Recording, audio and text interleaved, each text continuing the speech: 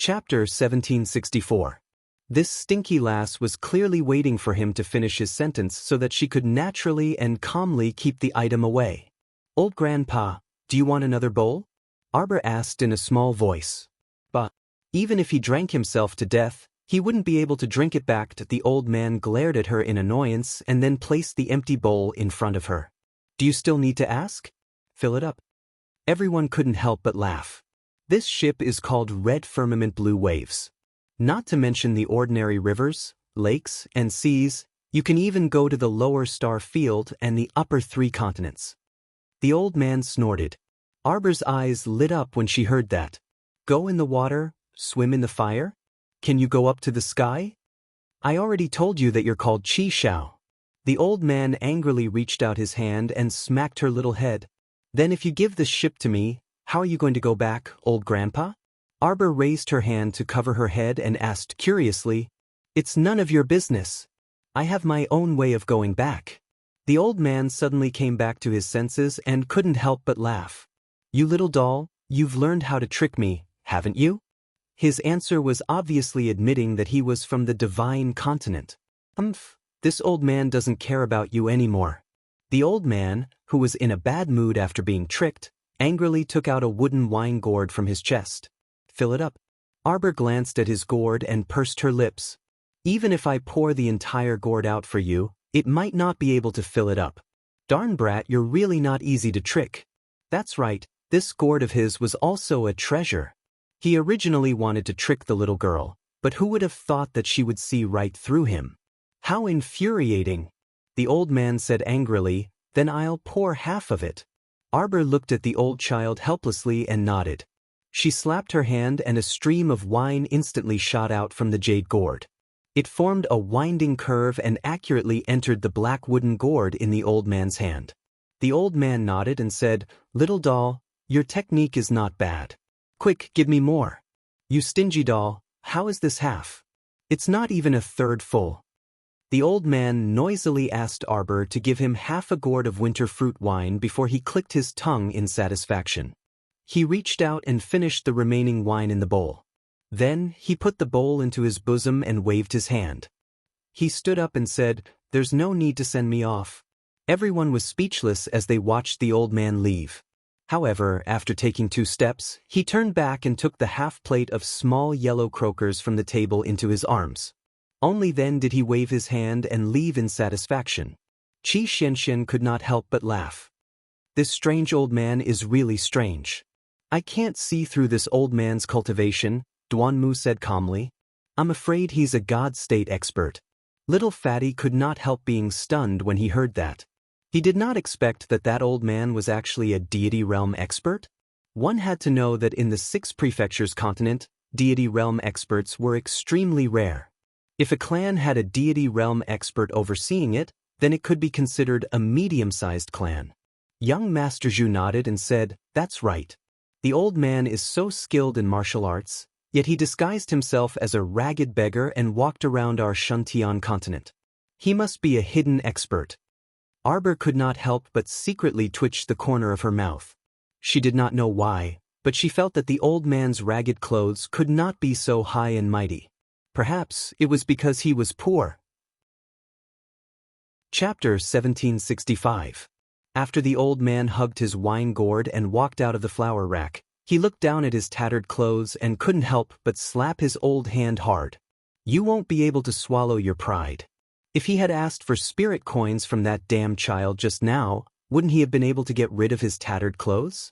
Angrily, he found a doorstep and sat down. Then, he took out a communication jade talisman from his pocket and wrote on it, "Third brother, are you blind? The crown prince's wife is stingy. How could he be an interesting person? Don't you know how stingy she is?" Thinking of that expressionless face, the old man couldn't help but feel his teeth ache. In the future, if he were to bring this master back, it would be very lively. The emperor's cold face against his daughter-in-law's expressionless face. Cough cough. Who knows who would win? Arbor's group drank 2 more cups of winter fruit wine under the flower rack. During this time, a few old men boldly came forward to ask for more, and Arbor gave it all to them. Thus, The other old men sitting under the flower rack also came forward to try half a cup of winter fruit wine. Fortunately, Arbor's small jade gourd actually contained dozens of barrels of wine. Even if she gave half to the old man with rosacea, the winter fruit wine inside was enough for thousands of people to drink. There were only a dozen old men present, so it didn't matter. I really didn't expect that we would meet an old man giving Jojo a gift while we were strolling on the street. Mata couldn't help but sigh with emotion. He had heard of the Red Nimbus Blue Wave ship before, but he couldn't recall it at first. This ship could truly travel between the 6 prefectures of the Lower Star Field and the 3 prefectures of the Upper Star Field. As expected, good-looking people would eat and drink well wherever they went. Otherwise, how could you explain why a beggar would give Jojo a gift? Arbor didn't think much of it. Although she didn't know what the old man's motive was, she didn't need to guess to know one thing. The old man gave the ship to her in hopes that she would bring Prince Mo back to the Divine Prefecture.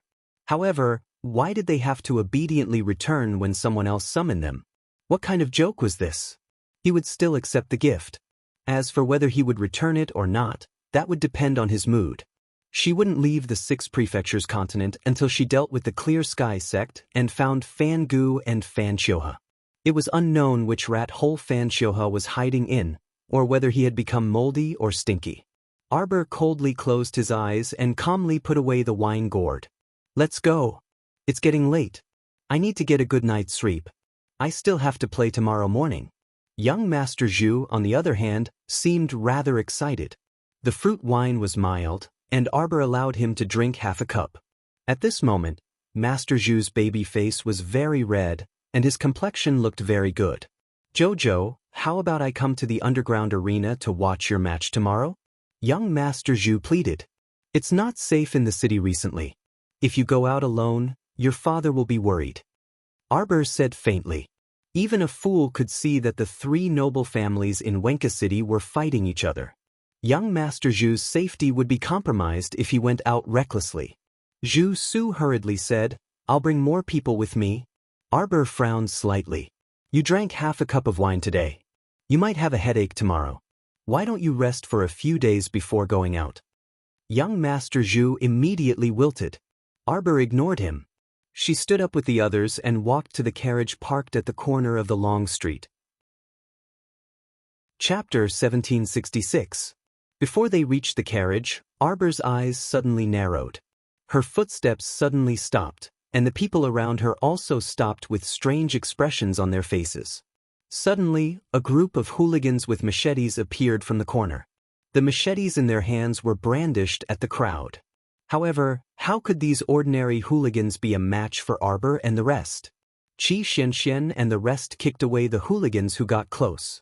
However, because there were too many hooligans in the fight, Arbor and the rest were subconsciously separated by a certain distance.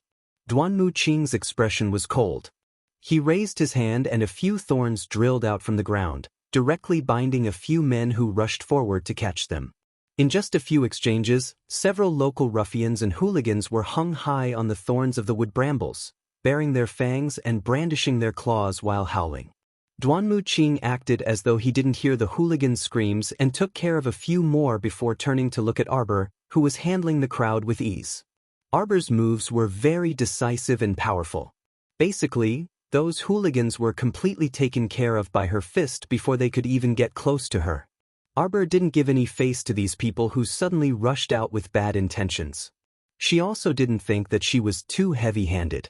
Since they dared to run out to make trouble for her, Xiao Mu, after accepting money, then they were probably prepared to die. The leader of the hooligans had a fierce look on his face. Seeing that he couldn't get anything out of Arbor and the rest, he hurriedly whistled, "Go." They were just the vanguard team who came to stir up trouble.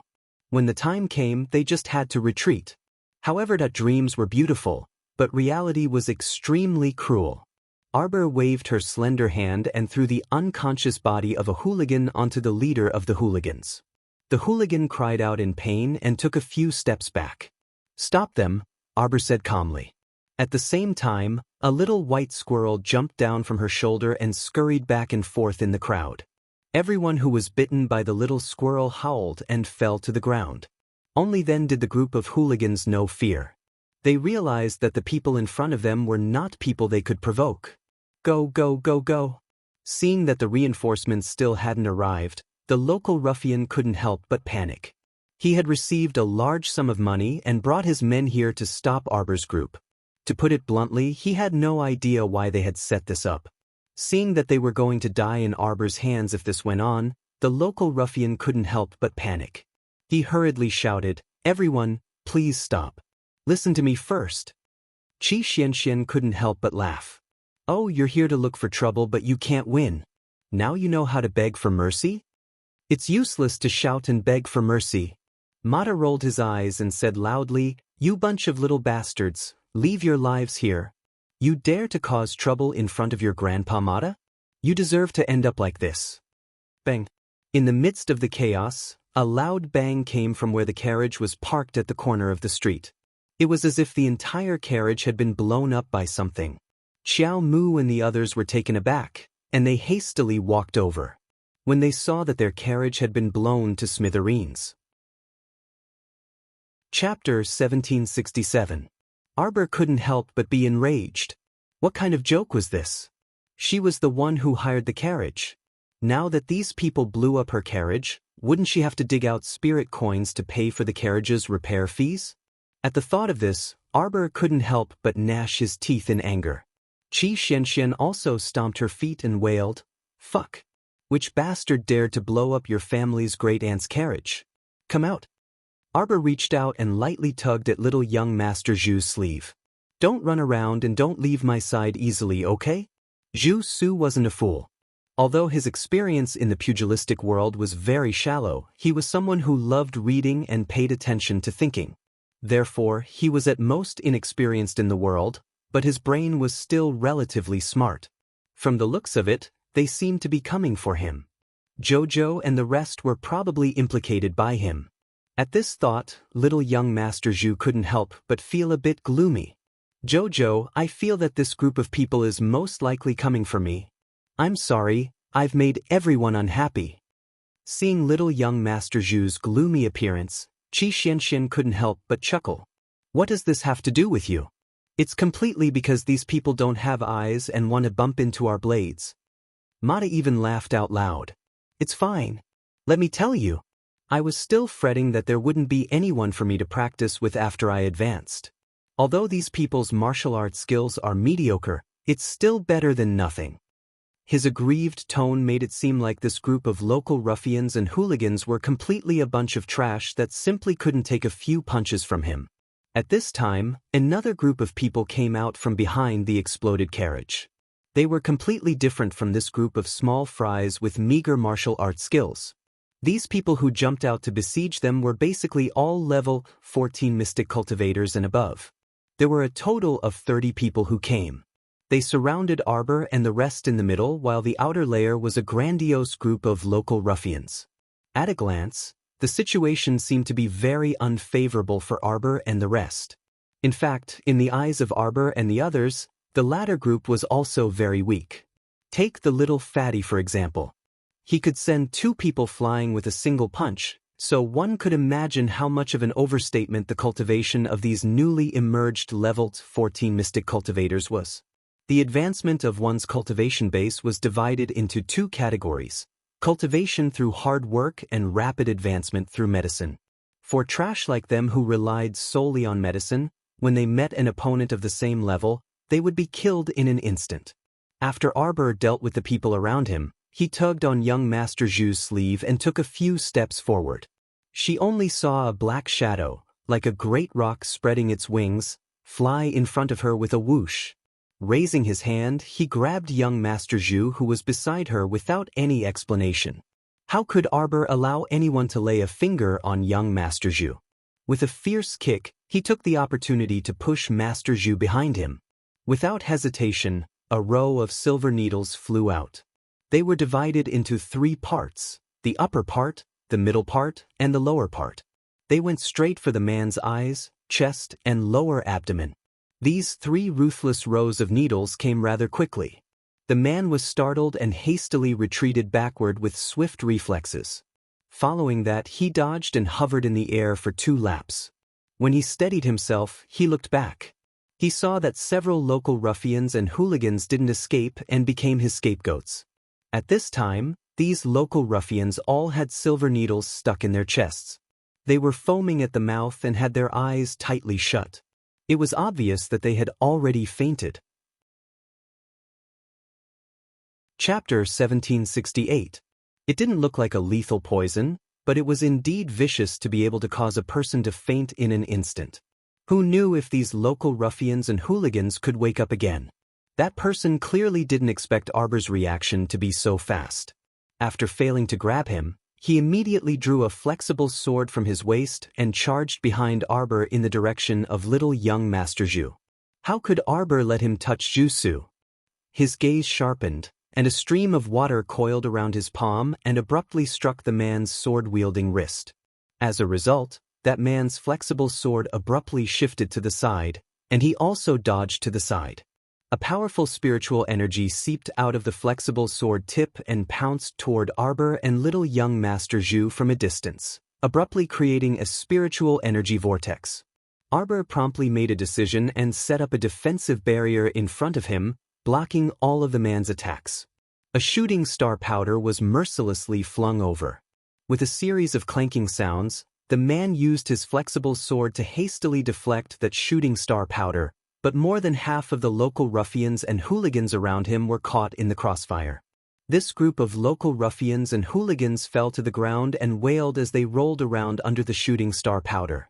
Qi Xianxian and the others didn't care about their lives and either stepped on them or kicked them away to prevent them from blocking the way. They didn't take them seriously at all. This caused the group of people to wail and cry for their parents. All of them rolled around on the ground, hating that their parents didn't give them an extra pair of hands so that they could quickly crawl away from this bloody battle.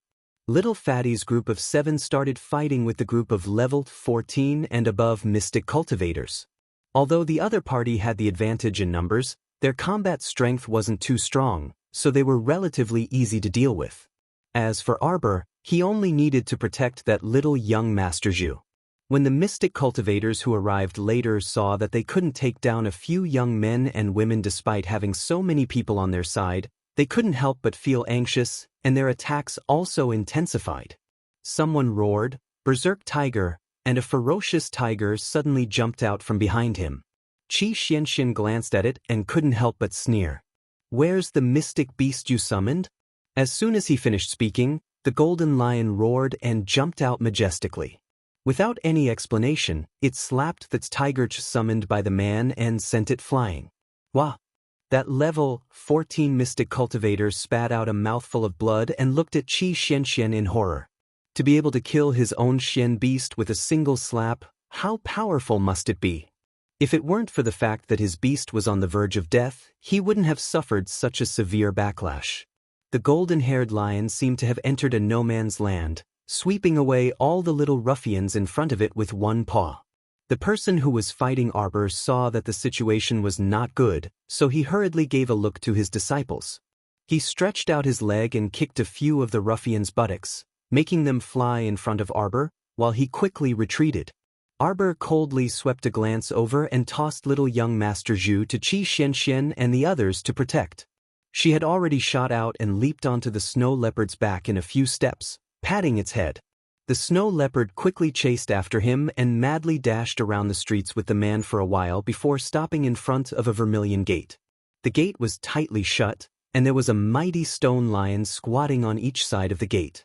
A vermilion plaque hung in the middle with the words, "U Estate" written on it. Arbor's cold gaze landed on the U Estate's tightly shut gate, and an ebony talisman automatically floated into her hand. Chapter 1769. With a light flick of her finger, the ebony talisman quickly disappeared into the air. Xiao Mu expressionlessly raised her hand, and several hundred normal talisman papers rose from her fingertips in the blink of an eye. They flew up in an orderly fashion and floated above the U Estate in a single file, imperceptibly constructing a large-scale talisman matrix. This large talisman formation was made up of 324 ordinary yellow talismans.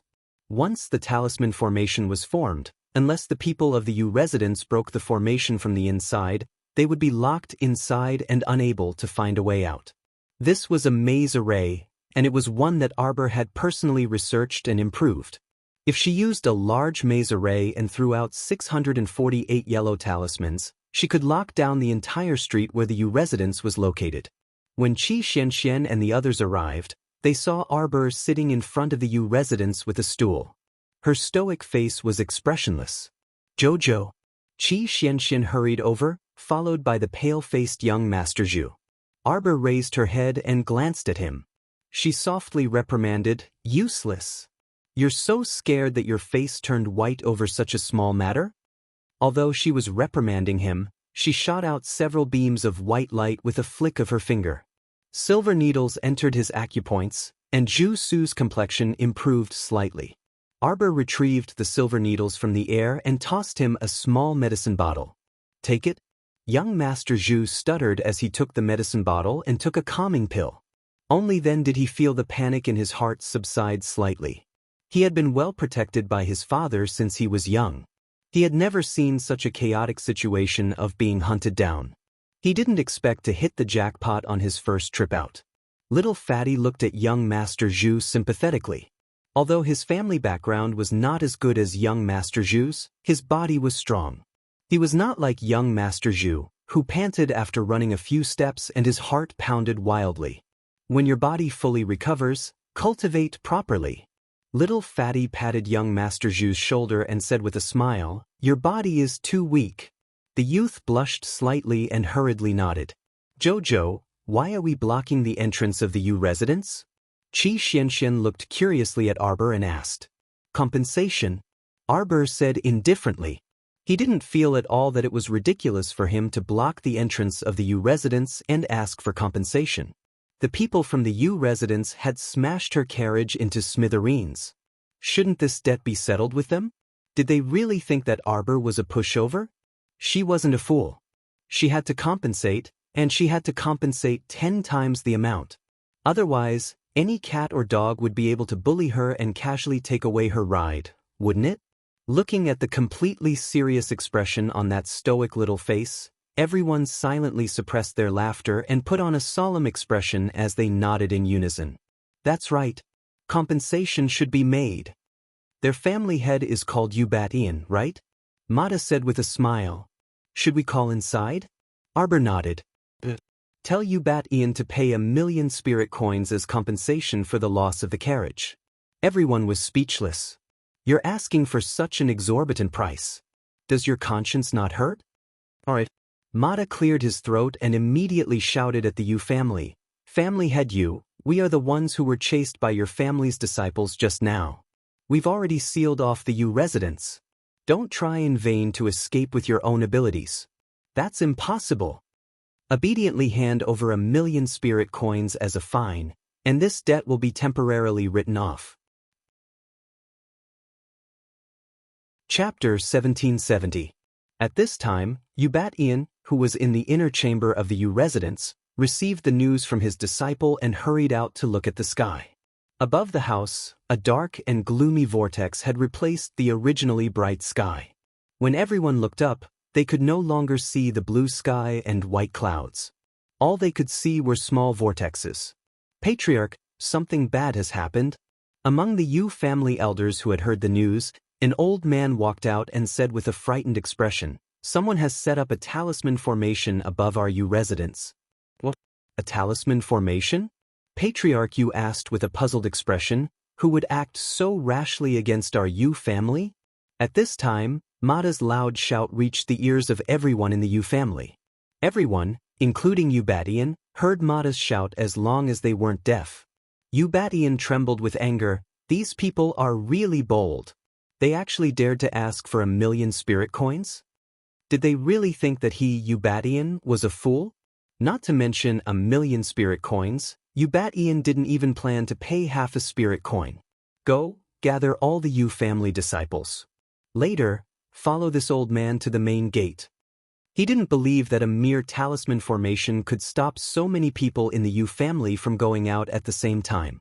Ubatian waved his hand in high spirits, instructing the elders to gather all the disciples and gather at the main gate. The elder who had spoken earlier took a step forward with a face full of worry. He raised his head to look at the sky formed by the vortex and helplessly said, "Patriarch, there are many times when you and I have never heard of or seen the methods of a symbol master. We don't know what level of talisman master the other party is.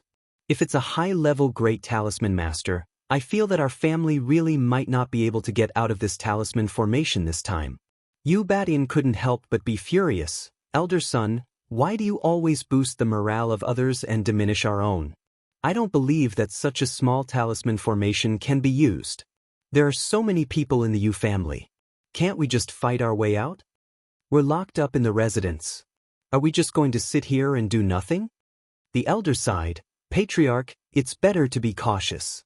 Since the other party came in such a menacing manner and demanded that we hand over 11 million spirit coins, we won't be allowed to leave the house if we don't. That means that the other party has made thorough preparations beforehand. Even if we force our way out, we might suffer heavy losses." Batian glanced at the elder. "Scared? Just stay at home and don't go out." After saying this, he flicked his sleeves and left. The elders looked at each other, and one of them couldn't help but ask, "Elder's son, what do you think of this matter?" Elder's son shook his head and sighed as he looked at Patriarch Yu's obstinate back. Then he followed behind Patriarch Yu with several other elders. Soon, more than 300 young disciples of the Yu family were summoned to Patriarch Yu's side. Family head Yu looked at the disciples and said with righteous indignation, "Everyone, you should have heard what the person outside the door said. As a member of the Yu family, I, like all of you, abhor this. We absolutely won't bow our heads to the evil forces outside. Our Yu family can be beheaded and shed blood, but we will never abandon our belief in fighting for the glory of our family." Chapter 1771. The group of family head roared a few times. Their faces were filled with emotion. It was as if the people outside were in front of them right now, the Yu family disciples would immediately tear them apart. Family head Yu stretched out his hands and gently pressed down, stopping everyone's roars. Then he sneered and said, "Among the young disciples of my Yu family, you are the most outstanding. Now, I will lead you out of this talisman array. Is everyone confident?" Everyone repeated several times, making family head Yu very satisfied. Thus, he led the group of disciples valiantly and energetically to the gate. Family head Yu felt that his understanding of the Yu family's gate was quite high. Not to mention walking the path from the Yu family's gate to the inner court 8 times a day, it was sometimes possible to walk it more than 10 times. But today was so strange. No matter where he went, he would still return to the place where he had gathered everyone. After repeated trips like this, even an idiot would know that there was a problem with the path in this house. A disciple couldn't help but ask weakly, "Family head, is there a problem? Can we really get out by ourselves?" There seemed to be a problem with this gate, right? It seemed that they could go anywhere. For example, the courtyard of the house, the back garden, and so on. There was no problem walking there. The main problem was that the gate seemed to be blocked. No matter how they walked, they couldn't reach the gate. The more the disciples walked, the less confident they became. Although they didn't say it out loud, they couldn't help but mutter in their hearts. Family head Yu said with a cold face, "Don't worry. With me leading you out, you will find the way no matter what." They went back and forth like this countless times. Family head Yu and the others didn't know that they seemed to have lost the concept of time. They were like headless flies, wandering around the Yu family. At this time, it was already late at night. Arbor's group naturally wouldn't foolishly stand outside someone's gate and wait for them to surrender. The group sent young Master Zhu back to his residence and returned to their inn as if nothing had happened. They had a good night's sleep and continued to play the competition the next day. The unlucky family head Yu had brought more than 300 Yu family disciples to wander back and forth in his own home. It wasn't until the 300 disciples were lying on the ground like dogs and couldn't move that Patriarch Yu realized that he couldn't even distinguish between day and night in this talisman array. The main reason was that the sky was blocked by the vortex, making it impossible to see the original sky. Arbor's group waited until they finished a day's worth of matches before leisurely arriving at Yu Manor's entrance. Mata chuckled, then he turned to the Yu family and said, Patriarch Yu, have you considered it? If you pay 2 million spirit coins today, you can set your whole family free. Everyone in the Yu family fell silent for a moment. Suddenly, Yu Baishan's angry roar could be heard throughout the entire street. Shameless rascal. Don't even think about getting a single spirit coin from my Yu clan. Oh, Mata wasn't disappointed. He just curled his lips and continued to shout, Since that's the case, Master Yu, let's part ways here. We'll come to see you again tomorrow. Patriarch Yu was so angry that his eyes rolled back and he almost fainted. Who asked you to come back tomorrow? Mata and Patriarch Yu's voices weren't low. Not only could the entire street hear them, but almost half of the pedestrians and peddlers on the street could hear them as well. Chapter 1772. For 3 days in a row, Arbor brought a group of wicked friends to the Yu family and shouted at them every time. Family Master Yu. 4 million spirit coins can't buy you a trick. 4 million spirit coins can't buy you regret. If you don't agree today, the price will increase tomorrow. The passers-by couldn't help but twitch their mouths when they heard this.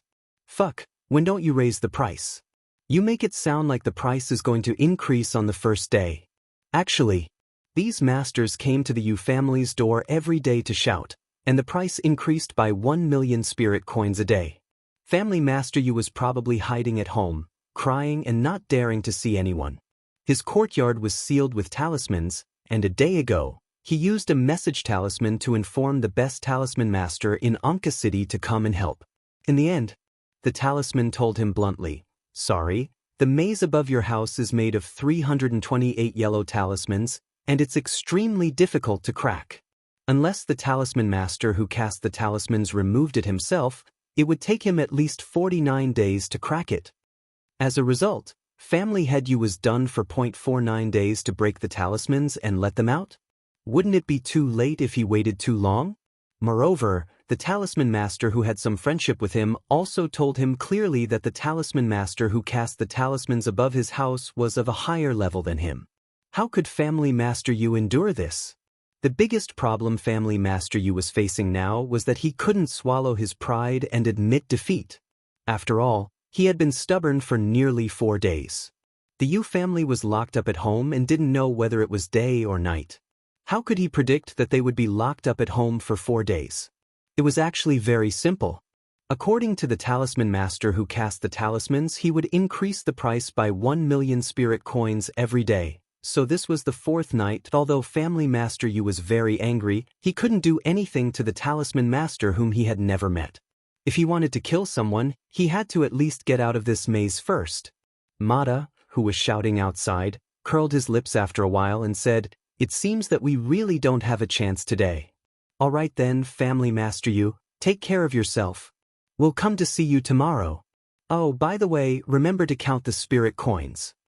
The passers-by, could this brat be any more shameless? Those who didn't know would have thought that it was some filial son shouting outside the door. Who would have thought that it was Family Head Yu's group of debt collectors? All right, Jojo, I don't think Master Yu will fork out any money today. Let's go back first. Arbor nodded. Just as he was about to turn and leave, he heard an angry roar from the Yu family's direction. Cheaper. Arbor couldn't help but be furious. He shot Mata a look. Mata immediately roared back at Patriarch Yu, Bah. You made us stand here like idiots and shout at you for 4 consecutive nights. Cheat my ass. The buyout was 5 million. If we're a minute late, we'll have to raise the price again. Little Fatty's mouth twitched, and he secretly gave Mata a awesome hand gesture. Patriarch Yu was about to go mad with anger. He couldn't help but roar, If you have the guts, remove this talisman array and have a fair fight with me. But who wants to fight with you? 5 million, we'll remove the array after you pay. Ian was angry and resentful. He sat at a stone table and forcefully massaged his chest to soothe his anger. Suddenly, a spirit coin card floated in front of Arbor and the others. The little guy stretched out his finger and caught it. Chapter 1773. What is this? Miss Chiao expressed that she didn't like this little card. I want spirit coins. The kind that can be counted piece by piece. Everyone, They didn't know what this lady liked. She was obviously a tycoon, but she liked to hold her purse and count her money when no one was around. This is a spirit coin card that can be used in the 6 prefectures continent. Duanmu Qing coughed lightly and said, it can be exchanged at any bank. It can also be used in normal shops and auction houses, so there shouldn't be a problem. Arbor immediately expressed her displeasure. It's so light. Everyone was speechless. The little lady was complaining that this card was too light. Of course, it wasn't as heavy as counting spirit coins piece by piece, but wasn't it more convenient for trade? Let's go. Arbor put away the 5 million spirit coin card and said worriedly, let's find a shop and swipe it. Don't skimp on it. Duanmu Qing was speechless. Everyone followed her to the corner of the street. Little Fatty couldn't help but scratch his head. I feel like we've missed something. Qi Xianxian suddenly thought of something and exclaimed, Jojo, we took the Yu clan's money, but we haven't dispelled their array yet. Arbor nodded indifferently. Her expression clearly told them that she had noticed it long ago. Is this okay? Qi Xianxian stammered. She was an honest child. When Jojo said that he would give her the money and she would give him the goods, she felt that he was honest and reliable. But now that the other party had already paid, they abandoned him and ran away. This didn't seem right. Arbor said indifferently, the talisman energy in this array can last for 5 days at most. The array will disappear tomorrow morning. So that she didn't need to waste any effort. She didn't need to do anything at all. Actually, even if Family Head You didn't give the 5 million spirit coins today, the array would disappear tomorrow morning. So, Family Head You gave the money. It was a huge loss. Everyone couldn't help but complain in their hearts. Poor Family Head You. Of all people to offend, he had to offend such a jinxed. My Joe division line. In the underground arena, Arbor was sitting in the spectator seats, his eyes fixed on the arena. At present, Xiao Mu's team Lychee had already obtained 1,540 points, and they were firmly in first place in the championship. On the other hand, the Oxbull team, which was originally in first place, had a total of 102 points. The bitter team Longan worked very hard every day to play the competition. Now, they had accumulated 508 points and were barely ranked 54th for the past 2 days. No one had challenged Arbor. Arbor had nothing to do, so he led Mata and the others to the service counter and distributed the 500 points to Team Lychee. Thus, everyone suddenly realized that Team Longan, who was originally ranked behind, had suddenly rushed to the second place at an extremely strange speed. With a total of 1,008 points, they instantly overwhelmed the Oxbull team. When Arbor, Mata, and the others returned to the arena, they heard a clamor in the arena. There was actually a person standing in the center of the arena with his hands clasped behind his back. A few staff members in front of the crystal screen were shouting at her. Lady Qiao, the arena champion with 63 consecutive wins, please come up to the arena. Yu family's disciple Yu Hui wants to challenge the arena champion. Chapter 1774. Yu Hui's expression was indifferent as he looked up at the sky and stood on the small arena with his hands behind his back. That was definitely the style of an expert, and he looked very imposing. Qi Xianxian and the others were stunned. As Arbor had won 63 matches in a row and frequently self-destructed her spirit tools, her methods had reached a level that made people's hair stand on end. Thus, very few people dared to provoke her. After all, it was not a wise choice to challenge this rich girl. Rather than asking for humiliation, it was better to fight a few more matches to earn more points. As the competition neared its end, more and more people secretly regretted not being able to buy Miss Qiao to be the champion. It was obvious that Miss Qiao had an 80% to 90% chance of becoming the champion. There were only 2 days left until the end of the competition. If someone went up to challenge the champion now, even if they won the challenge, the champion would still get 80% of the points. As for the champion's points, they would have to be recalculated. This meant that even if Yu Hui won against Miss Qiao today, he would not be able to win against Team Lychee in points in the next 2 days. Team Lychee was the champion team that almost everyone thought was the champion team. Qi Xianxian glanced at the man on the small arena. Yuhui? Is he from the Yu family? Manager Tang hurriedly nodded and said, Yuhui is the eldest son of the Yu family. He is currently a level 3 spirit master and has a super spirit beast that is close to a divine beast by his side. Yu Hui's abilities are not to be underestimated. Miss Chiao, please be careful. Arbor nodded. She knew that Manager Tang was trying to curry favor with her. Since he was from the Yu family, she would teach him a lesson so that he would not cause trouble for her from time to time. Arbor's eyes flickered.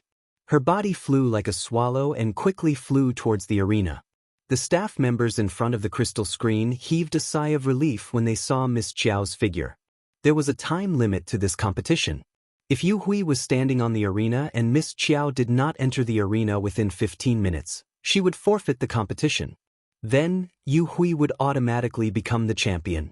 Yu Hui stood with his hands behind his back and his back facing Arbor. His chin was raised high. From the beginning to the end, his gaze never left the altar. He was always looking at the sky. Arbor didn't care. Anyway, in her eyes, Yu Hui was just an idiot with a bad brain. Tell me, which serious challenger wouldn't be cautious and secretly observe their opponent?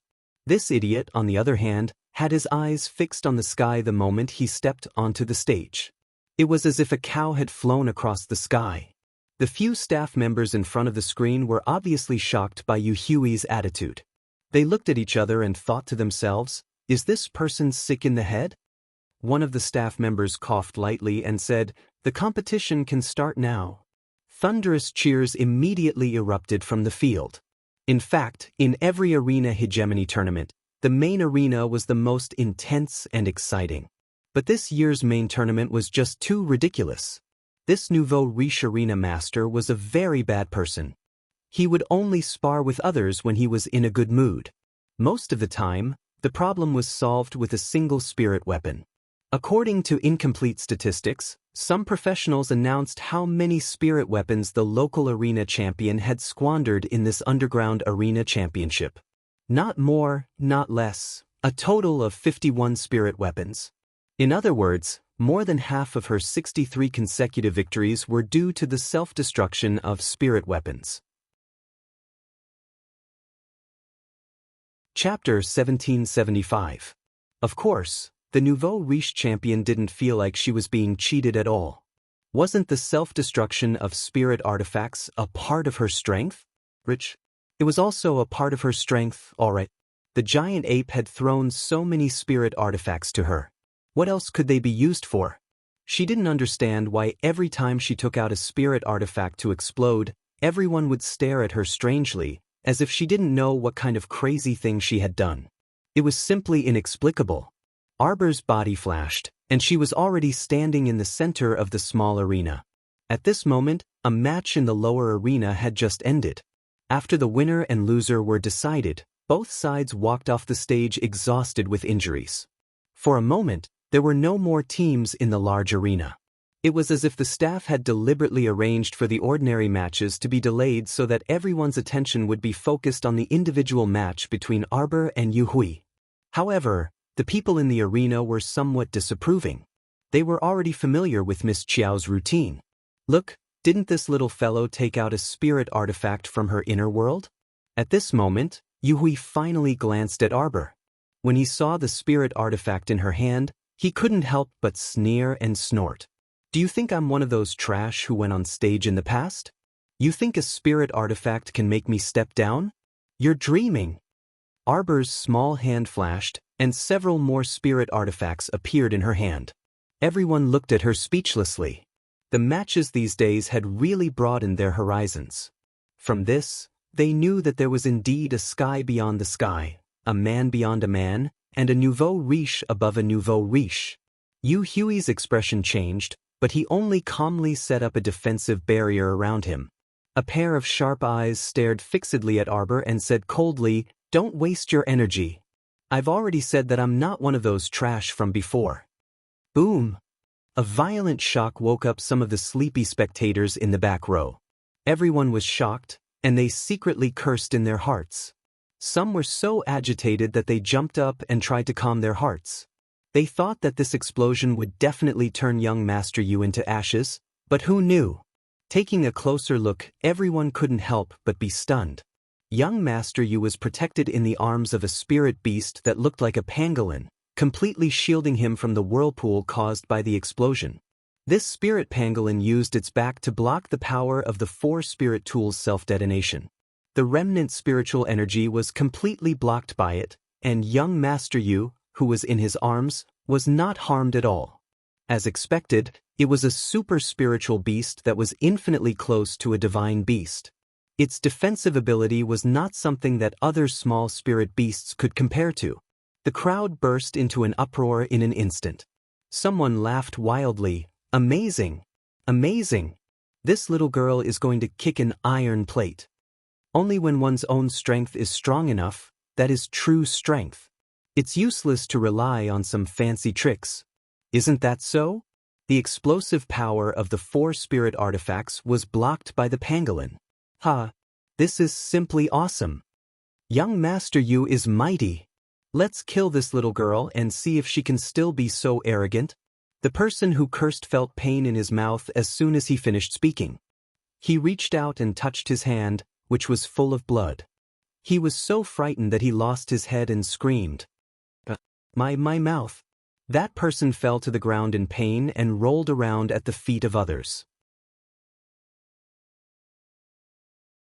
Chapter 1776. You deserve it.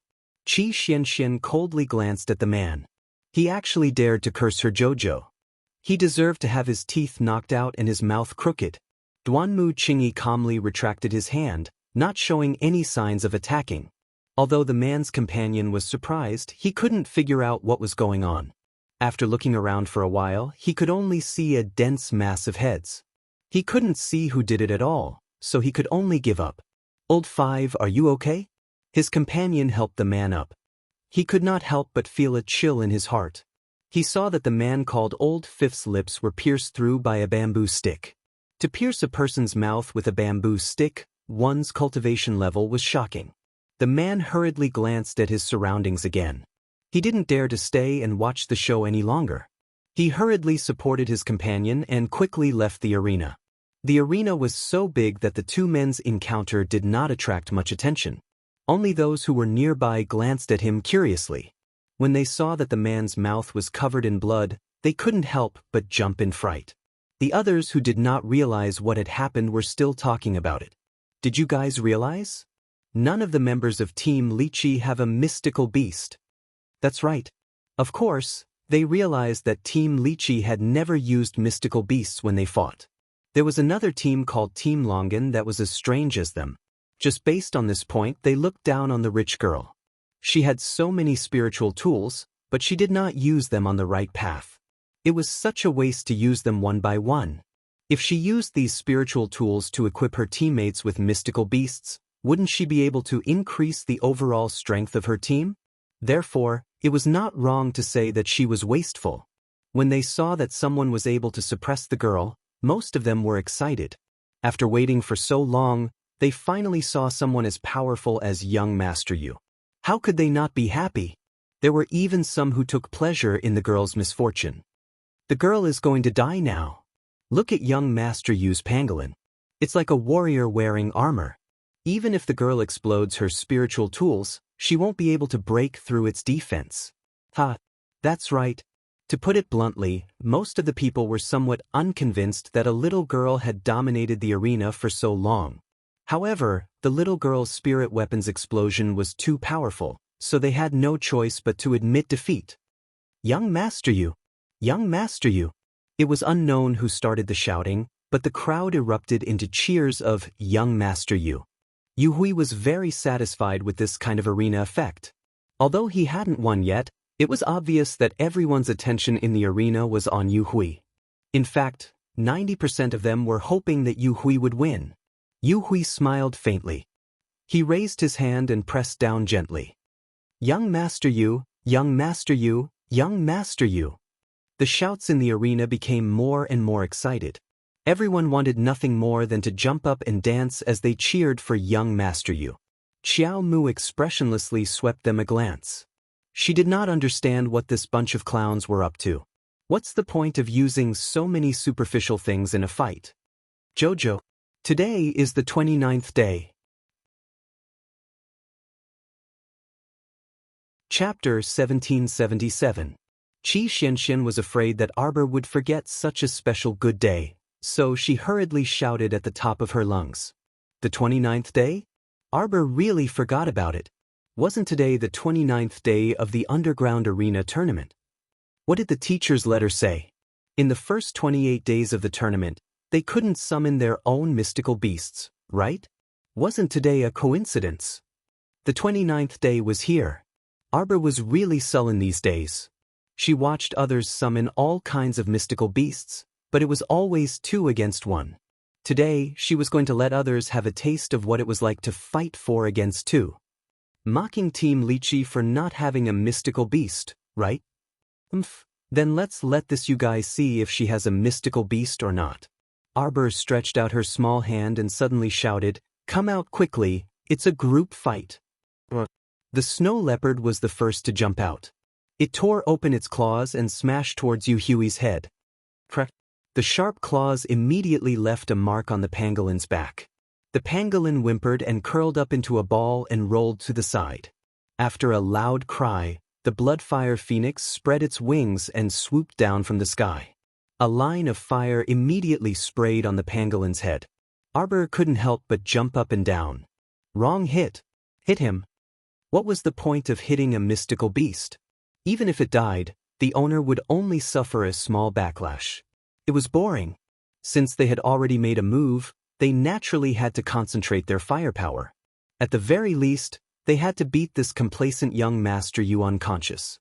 Everyone in the seating area couldn't help but rub their eyes. What was going on?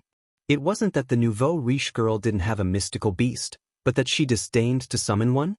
Look at this nouveau riche's equipment. The snow leopard was snow white and its fur was shiny. It was obvious that it was an extremely powerful mystical beast. Most of them couldn't even tell what level the snow leopard was. Not to mention the phoenix that swooped down. That was a fire phoenix, right?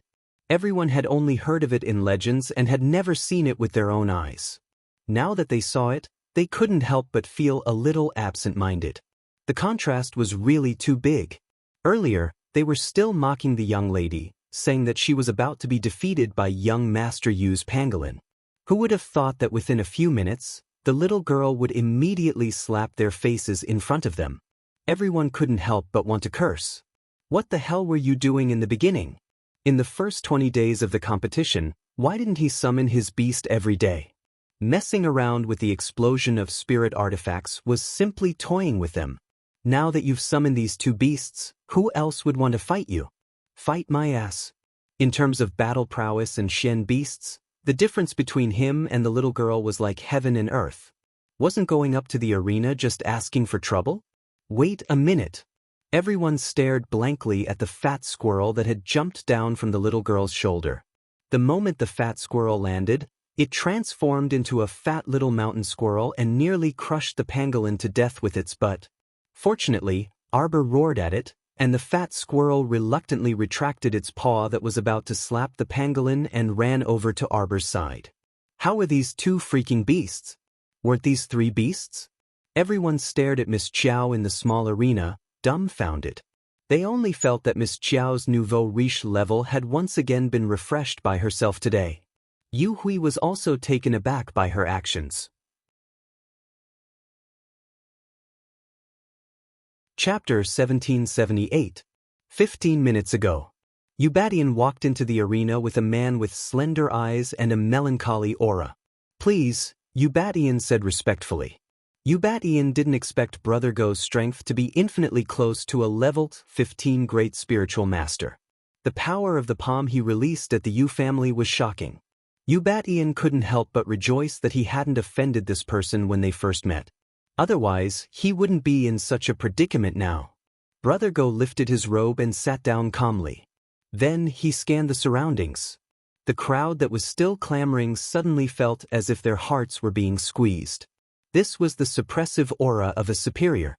After all, Brother Go was someone who was about to break through to levels 15 great spiritual master.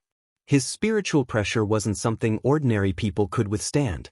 At that moment, Duan Muqing had also realized that there was an extraordinary expert nearby. Duan Muqing looked in that direction and whispered something into the little fatty's ears. The little fatty immediately raised his head and looked over. Then he nodded and said in a low voice, "It's family head Yu." However, they didn't recognize the man with strong spiritual pressure beside Yu Batian. That person looked very ordinary, but he had an aura that couldn't be ignored, especially when that pair of slender eyes swept over them. Duan Muqing felt that this person gave off a very uncomfortable feeling. Duan Muqing and Fatty whispered to each other. When Yu Batian's attention also turned to them, Duan Muqing and Fatty retracted their gazes and looked ahead. Yu Batian had already seen Duan Muqing and the others. With the Yu family's influence, it was naturally one of the top forces in Anka City. It was too easy for him to find out the background of Duan Muqing and the others. However, family head Yu still couldn't figure out why there was a great talisman master among this group of children. He still couldn't find out who this great talisman master was. He should be an elder of these people. If he acted rashly, he might anger this great talisman master. Therefore, Brother Go's method was the most suitable. If the little miracle doctor was injured or killed in a reasonable manner during the competition, it would save a lot of trouble. Yu Batian smiled coldly and retracted his gaze. He said to Brother Go in a low voice, "My son, Yu Hui, is about to break through to the 4th stage. Brother Go, don't worry. Today we will definitely kill that woman on the arena. However, if that great talisman master causes trouble for our Yu clan in the future, don't worry. It was just a normal competition. If she died, she could only blame herself for not being skilled enough. Even if that great talisman master comes to trouble you, I still have a way to deal with him," Brother Go said indifferently as he stretched out his hand. Yes, thank you, Brother Go. Thank you." Patriarch Yu immediately swallowed his heart back into his stomach. With a calm expression, he looked at the arena with a slight smile. Once his son made a move, not to mention that the girl didn't even have a Xian beast. Even if there was, with her age and the fact that she came from the lower star field, it would already be pretty good for her to be able to form a contract with a level 15 profound beast. However, his son, Yu Hui, had a supreme spiritual beast that was infinitely close to a divine beast. It wasn't something that any Tom, Dick, or Harry could deal with. Before family head Yu could finish this thought, his mouth opened wide, and his eyes were filled with a trace of incredulity. Chapter 1779. This is? What? In a few breaths' time, the little girl had suddenly summoned 3 powerful beasts. Even with Yu Batian's eyesight, he couldn't tell what grade that chubby squirrel was. Almost everyone's attention was completely focused on the small arena. They saw the little girl standing at the side with her hands folded, expressionlessly watching the 3 beasts rush up to beat up Yu Hui. Yu Hui was unable to block more than 3 moves before he was sent flying by the little fat squirrel's 2 tails. Yu Hui wailed miserably as he flew out of the arena and landed heavily on the first level of the arena. Everyone was dumbstruck for a moment, as if their brains had short-circuited and couldn't connect. After a long while, they finally regained their senses. This Yu family's Yu Hui boasted that he was invincible, but in reality he was chased off the stage by the little girl in less than a quarter of an hour. Everyone was speechless, and the entire arena let out a series of boos. Family head Yu was so angry that his old face turned green, red, and white. He never thought that his son would be beaten up and thrown out of the arena by the other party's 3 beasts before he could officially fight with anyone. Huijer! Family head Yu suddenly stood up and shouted angrily. Yu Hui fell on the first level of the arena, his head almost dizzy from the fall. Most importantly, he still hadn't reacted until now. He actually lost just like that? He hadn't even displayed his abilities. He hadn't even taken the elixir that could raise his cultivation by 3 times. Impossible. It was impossible for him to lose. Yu Hui stumbled and crawled up from the ground. There was an additional claw mark on his forehead, and a trace of blood flowed down from it. The few staff members in front of the crystal screen also recovered from their shock and hurriedly announced, "Miss Qiao has won again." Let us congratulate Miss Chiao for obtaining 64 consecutive victories. She has once again refreshed our previous record for consecutive victories in the main arena. Before the staff member could finish speaking excitedly, he saw Yu Hui abruptly jump back onto the small stage. He stared fixedly at Xiao Mu with a pair of scarlet eyes. That staff member was stunned and hurriedly took a few steps forward and shouted, "Come down! You've already lost. You can't enter the arena again. In our battle arena, there is no rule of fighting again after losing." Yu Hui abruptly turned his head and sent a swift and fierce palm strike at the man. His spirit energy swept across the other party's body and swept him away in an instant, crashing heavily into the stone crystal screen behind him.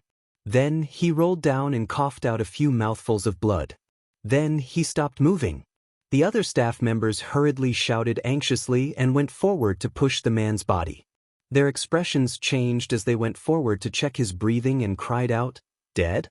The guards who were patrolling the arena hurriedly rushed forward, wanting to get onto the stage and pull down Yu Hui, who had suddenly gone crazy. Unexpectedly, Yu Hui suddenly took out a brocade box from his sleeve, opened the lid, and took out a crimson-red medicinal pill with a fishy smell. He threw it into his mouth, chewed it vigorously twice, and swallowed the pill with a fierce look in his eyes. "Taking drugs because you can't afford to lose?" Arbor glanced at Yu Hui coldly and smirked. "I want you to die." Yu Hui was really about to explode from anger. He originally thought that dealing with this little girl was just a matter of snapping his fingers. He had the supreme spirit beast pangolin, and the other party didn't have any spirit beast at all. He was bound to lose. Who knew that from the day she stepped into the battle arena, she had been pretending? Chapter 1780. Arbor's eyes instantly turned cold. Since he had already said that he wanted her dead, how could she not repay his kindness? "Do you know what kind of pill I took?" Yu Hui looked at her with a cold smile. "A country bumpkin from the lower star field like you wouldn't know. You've never seen it before." Arbor couldn't help but snort. She didn't want to waste her breath on him, but when she saw his arrogant expression, she couldn't help but mock him. "I think you're the one who doesn't know anything." Arbor glanced at him indifferently. More accurately, she glanced at the brocade box in his hand. "I don't even need to look at it. Just by smelling it, I know that it's nothing good." Arbor looked at him with pity. "What do you mean? You still don't understand?" Arbor's expression was indifferent as she stared at him coldly. "You took this pill, which means that you're about to die." "Impossible." Yu Hui was furious as he stared coldly at Arbor. He put on a fake smile. "Don't think that I'll let you live just because you said that. Arbor, do you dare to make a blood oath and fight me to the death?" Arbor's gaze was like 1,000-year-old ice that sank into the depths of a cold lake. It was so cold that there wasn't a trace of heat. "You don't have the right to challenge me to a battle to the death." When she said that, Yu Hui was stunned and pounced on her like a madman. "How dare you look down on me? Today, I'll let you know that I'm not that good." Slap. With the ferrule in her hand, Xiao Mu swept it across fiercely, smacking the pouncing Yu Hui's face with a smack. Feeling the pain, Yu Hui stumbled back a few steps. He lowered his head to look at himself in disbelief, as if he had never expected that he would still be hit by Miss Chiao's attack even though he had already taken the cultivation increasing elixir. "Idiot." Arbor sneered. "Your pill hasn't taken effect yet. But before that you will die." Arbor's eyes sharpened, and a line of fire suddenly shot out from the ferrule, flying towards Yu Hui. "Body securing talisman. Body securing talisman. Body securing talisman." Arbor's fingertips moved slightly, and a series of body securing talismans flew out. They directly shook in front of Yu Hui, and talisman energy flowed out. Of course, one body securing talisman wouldn't be able to stop Yu Hui, but what about 10? What about 100? It was indeed true that the body securing talisman would lose its effect in front of someone of a higher level. However, actual combat experience showed that if 100 body securing talismans were used at the same time, it would be enough to freeze someone several levels higher than Arbor for 10 breaths of time. In a battle between experts, not to mention 10 breaths of time, even one breath of time was enough. Yu Hui looked at Arbor in shock. Sitting at the table, Patriarch Yu's eyelids couldn't help but twitch. Brother Go, who was sitting beside him, unconsciously raised his eyebrows and looked ahead with a deep gaze. What's going on? My first-hand information is wrong. Is this little girl the Grand Talisman Master who set up the talisman array at the Yu family's door? It shouldn't be possible. How could such a young girl become a more powerful talisman master than the Grand Talisman Master of Wenka City? Moreover, her talent and cultivation weren't bad either. How could a person have so much energy?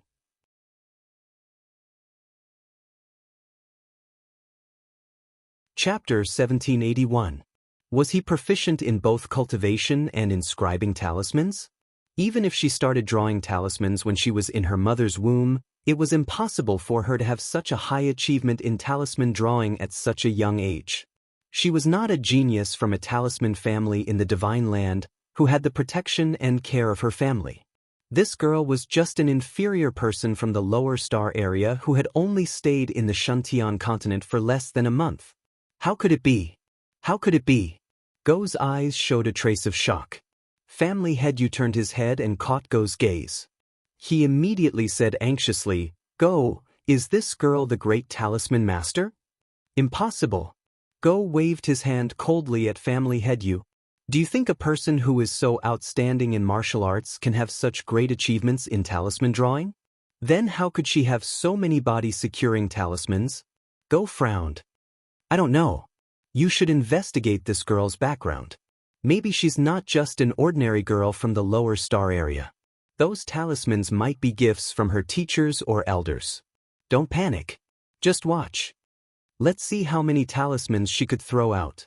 Unless her elders were rich and gave her all the talismans they had drawn for decades. But how could that be possible? It was impossible to have such stupid elders who spoiled their juniors and let them squander the talismans they had painstakingly drawn. Go's face darkened. He raised his eyes and looked at the small arena again. At this time, Xiao Mu had already arrived in front of Yu Hui in a flash. She gazed at him apathetically and directly attacked without a word, her ferrule aiming straight for his neck. If this hit, Yu Hui's life would come to an end. However, at this critical moment, the pangolin desperately moved its body and pounced on its master. It protected Yu Hui's head. Arbor's ferrule was so fast that it couldn't be stopped. It directly hit the pangolin's back. The pangolin's skin and flesh were torn open, and its scales were all cracked. Arbor was startled. He held the ruler in his hand and hesitated. This was her first time encountering a spirit beast that was so loyal to its master. She had to admit that she was touched. Yu Hui wasn't a good person, but his super spirit beast was very honest and loyal. One had to know that animals had survival instincts in the face of life and death. Although the owner of the undead spirit beast would most likely die from the backlash, there were cases where the owner died and the spirit beast was saved. Therefore, this pangolin valued its master from the bottom of its heart and wanted to save his life. Cough, cough, cough, what are you doing? Unexpectedly, Yu Hui didn't appreciate it at all. He suddenly threw the pangolin lying on his head away and scolded, useless thing. She even dared to lie on his head? Who did he think he was? He was its master. He actually dared to be so disrespectful to him. He was simply courting death. If he had known that this fellow was so useless, he wouldn't have contracted such a trash as his contracted beast. He couldn't find a more powerful spirit beast or even a divine beast to contract with. Yu Hui's fierce eyes fell on the pangolin. For a moment, there was a hint of coldness in his eyes. This pangolin had been seriously injured before, and now it was thrown away by Yu Hui. Chapter 1782.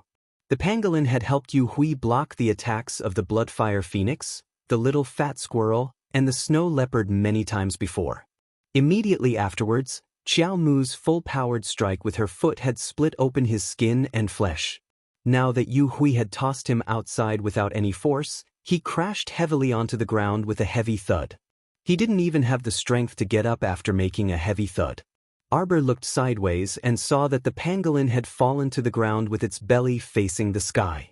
It couldn't roll over for a long time, and its eyes couldn't help but be angry. You're worse than a beast. Arbor had used the body-securing talisman to freeze Yu Hui, and the strike of the ruler was completely done with true power.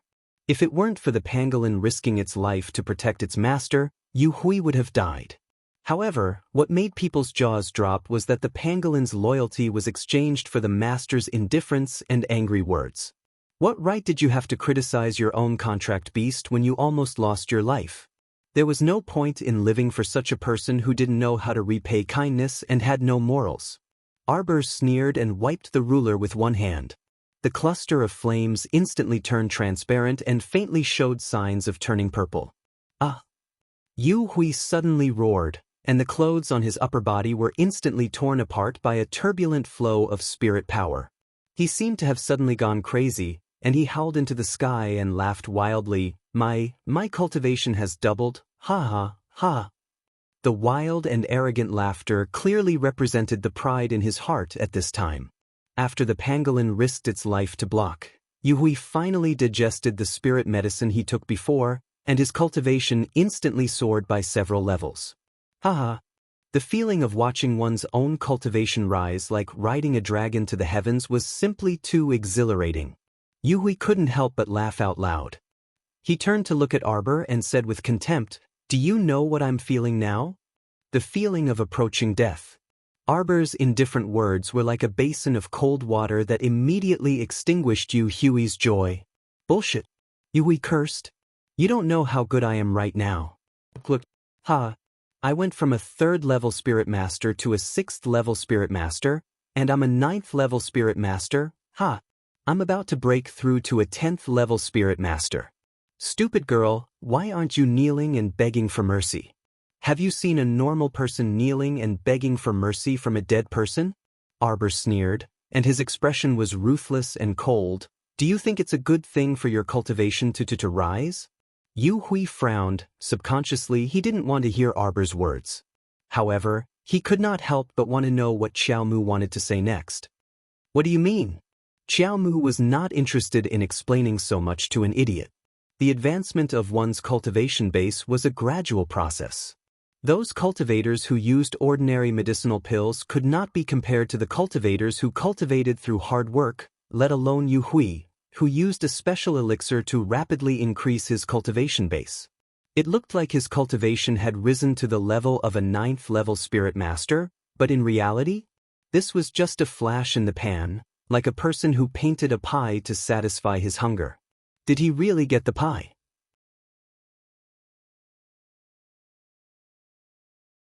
Chapter 1783. Actually, it wasn't. In fact, Yu Hui's current body couldn't withstand the spirit power of a level 9 great spiritual master. The burning spirit power tore at his tendons and veins. Did he think that everything would be over after the effects of the medicine wore off? There were 2 possible outcomes for him after the effects of this powerful cultivation-enhancing medicine wore off. First, his veins would be damaged by the spirit power. If he didn't have the help of a skilled doctor, he would be crippled for the rest of his life. He wouldn't even be able to preserve his spirit veins. Second, if he couldn't control the spirit power in his body during the process of increasing his cultivation, it could cause his spirit power to go haywire and cause his body to explode. However, would Arbor tell him all of this?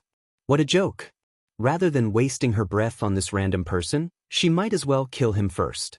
"Arbor," Yu Hui asked sternly, "I want you to answer me immediately. What did you mean by what you said just now?" Whoosh! A purple flame rapidly crept over like a blooming violet orchid. It abruptly spread out from Xiaomu's feet and swept toward Yu Hui. That purple color was too enchanting and beautiful. In an instant, it almost blinded everyone's eyes. Qi Xuanxuan's anxious heart relaxed a little. She clicked her tongue and said, "Jojo always has good things. This ferrule doesn't look like a normal spirit weapon. From the looks of it, this ferrule seems to be a 15th grade spiritual weapon." However, Duanmu Qing glanced at it and said calmly, "It should be able to continue forging and leveling up. The person who made it should be a divine weapon master. It looks like a growth-type spirit weapon." Qi Xianxian was slightly speechless. "So powerful. Then I don't have to worry." Little Fatty patted his chest and smiled. Jojo has the help of a divine weapon and fire phoenix, and the other two. She'll definitely win. Duanmu Qing nodded slightly. There was no doubt about Jojo's strength. He wasn't worried that she wouldn't be able to defeat Yu Hui, but he didn't know why his heart was in a mess. His eyelids were twitching as if something bad was about to happen. Seeing that Duanmu Qing was no longer speaking, everyone turned their attention to the small arena. On the small arena, the purple flames from Arbor's ferrule had already formed a purple screen in front of Yu Hui. Yu Hui unwillingly retreated a few steps and glared at Xiao Mu with a vicious glint in his eyes. Is that all you've got? At the same time, Yu Hui's hands formed two circles of spiritual power and slammed into the small ring. Layer after layer of floor tiles flipped out and lined up in a row. Together, they flew towards Arbor like a tidal wave. Xiao Mu sneered, and with a swipe of her hand, defensive talismans inscribed with ebony appeared beside her. With a tap of her toes, Xiao Mu had already floated far away. Yu Hui immediately chased after him, only to see Arbor's feet move. He had already leaped onto the high roof of the battle hall, looking down coldly from above. With a flip of her hand, several explosion talismans appeared in her hand. Arbor's eyes narrowed. She thought mockingly, a level 9 Great Spirit Master. I wonder if you can withstand the fierce attack of my 10 explosion talismans. In the blink of an eye, several streaks of light flew towards Yu Hui. Ha! You want to subdue me with this? I'll write again in the morning. I'll give you 8 chapters tomorrow.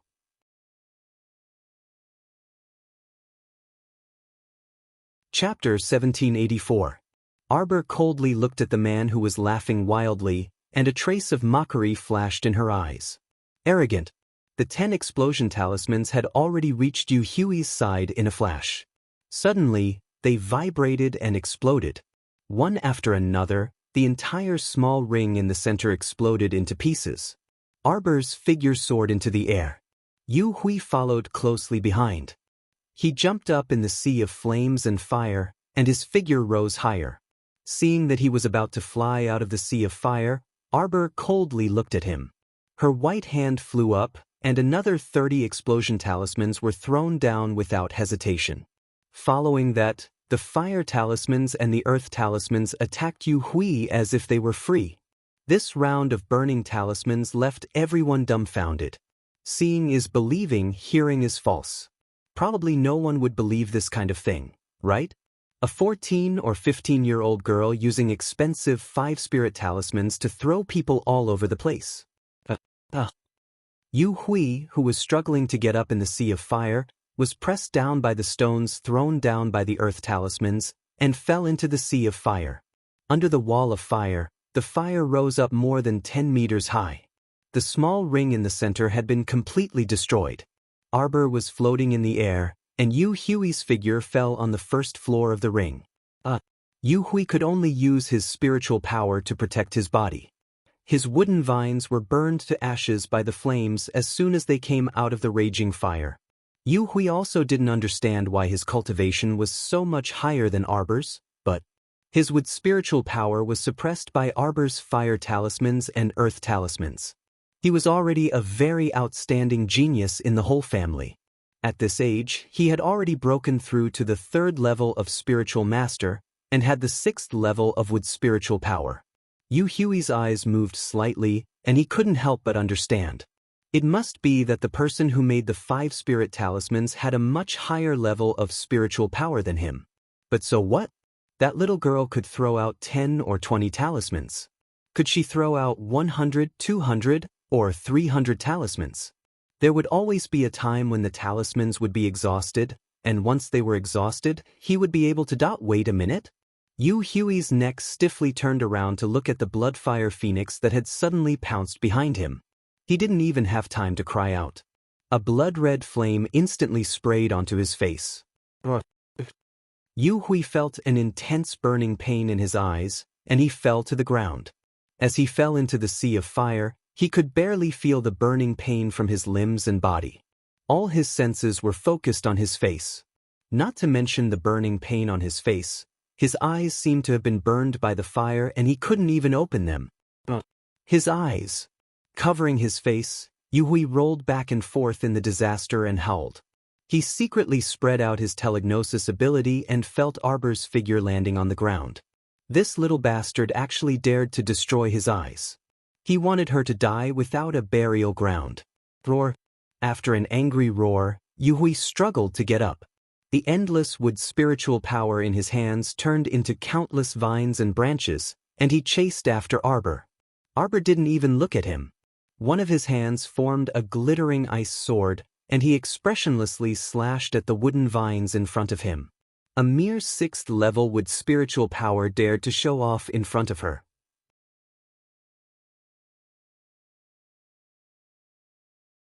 Chapter 1785.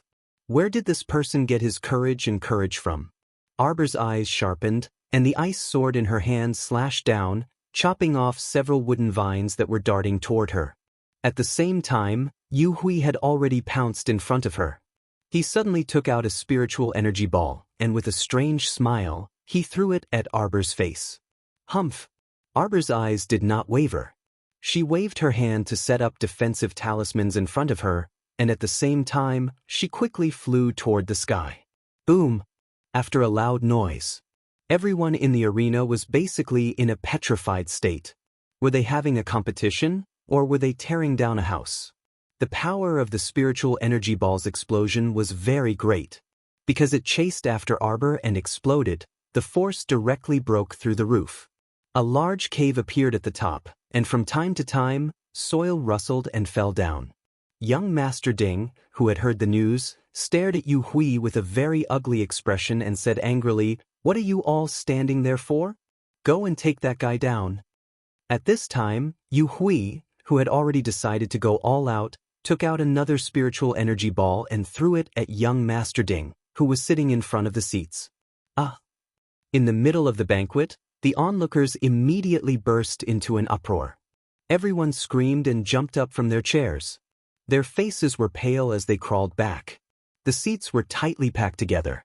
If the damned ball of spiritual energy were to explode, it would be a huge loss for them. At the very least, thousands of people in the audience would die. Young Master Ding was not a kind person, and he did not have to save these people for the sake of righteousness. However, this thing flew toward him. Did he deserve to be the target of this spiritual energy ball? Moreover, if this big accident happened in the underground arena, it would definitely attract the attention of the Shuntian Prefecture's prefecture master, and it would also affect his business in various places. How could he let it explode? Young Master Ding's handsome face was cold. He suddenly flicked his sleeve and released a wave of wood spiritual energy, and the winding wooden vines instantly wrapped around the spiritual energy ball. In the blink of an eye, the spiritual energy ball was wrapped in layers of vines. The hearts of the people behind him, which had been hanging high in the air, relaxed slightly. Pairs of eyes stared nervously at the sphere that was wrapped in vines and hung high in the air. With a wave of young Master Ding's sleeve, the ball flew backward. After a loud bang, the small arena exploded. The entire ground shook as if it were about to collapse. That was because when Arbor had used the explosion talisman, the defensive layer of the entire arena had been destroyed by her. Now that Yu Hui had thrown out 2 more balls of spiritual energy, the pressure vortex directly broke through the layer of soil above, causing the entire underground fighting ground to tremble violently. Ding Yun's expression was cold and indifferent as he raised his eyes to look towards the direction of the small arena that was completely empty, and his entire handsome face was covered in a layer of frost with a whoosh. That idiot Yu Hui took Jojo away. Come with me immediately. You must find Miss Chiao. Tang Cheng received the order and immediately began to gather all the people in the arena, following closely behind Ding Yun. Ding Yun's cold gaze swept towards Family Head Yu behind him. That gaze was so cold that Family Head Yu could not help but shiver slightly. Family Yu. Slaughter the entire family. Kill without mercy. Ding Yun's gaze was without any warmth.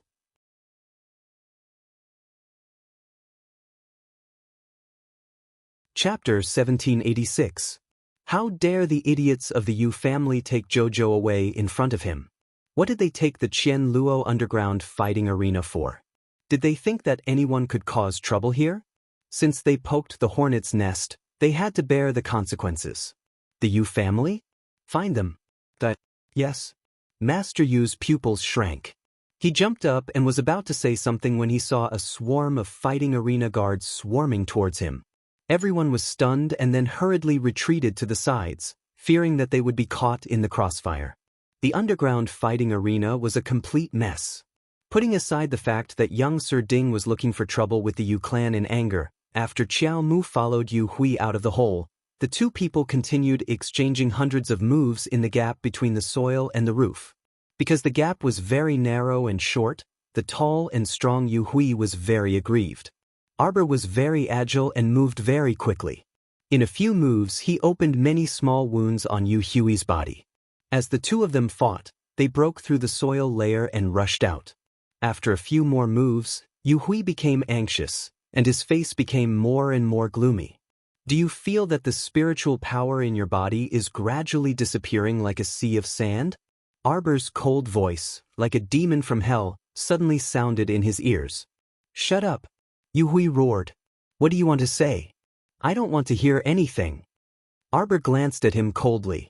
You don't want to hear it, but I want to tell you. You will be in this situation for about half an hour. After that, most of the spiritual power in your body will dissipate without a trace. But the effect of the medicine will wear off. Idiot, you don't even know this. How dare you take the medicine casually? Did you think that it was so easy to take a pill that could increase one's cultivation by 3 times? Didn't you have to bear the consequences after taking it? An idiot is an idiot. It's useless to talk to him. Yu Hui's eyes were red and his face was full of disbelief. He stared at Arbor and said sternly, You lied to me. Arbor didn't say anything. Instead, he took advantage of Yu Hui's confusion and slashed his ice sword twice on his shoulder. Yu Hui covered his shoulder and took a few steps back. He glared at Arbor angrily and said, Are you deliberately saying these words to mess with me? Arbor's cold eyes fell on him. You have about 15 minutes left. Damn it. Yu Hui furiously sent out streams of wood spiritual energy towards Arbor. The intertwining vines danced in the air, twisting into a ball and rapidly wrapping around Arbor. A deathbed struggle. Qiao Mu's expression turned severe, and she summoned the startled swan dagger from her conscious. She swiftly chopped down several hundred to 1,000 vines in a tangled mess. She then used her spiritual conscious to guide the startled swan dagger towards Yu Hui's neck. The power that is not yours is not yours. So what if you get it for a short while? At that time, he would still have to spit it all out. Moreover, with Yu Hui's current condition, once the surging energy receded from his body, he would become a cripple in the future. Looking at his current frenzied and irrational appearance, it was likely that his spirit veins had already begun to break. It was just that he was too stupid to notice it. Yu Hui dodged the menacing startled swan dagger with red eyes.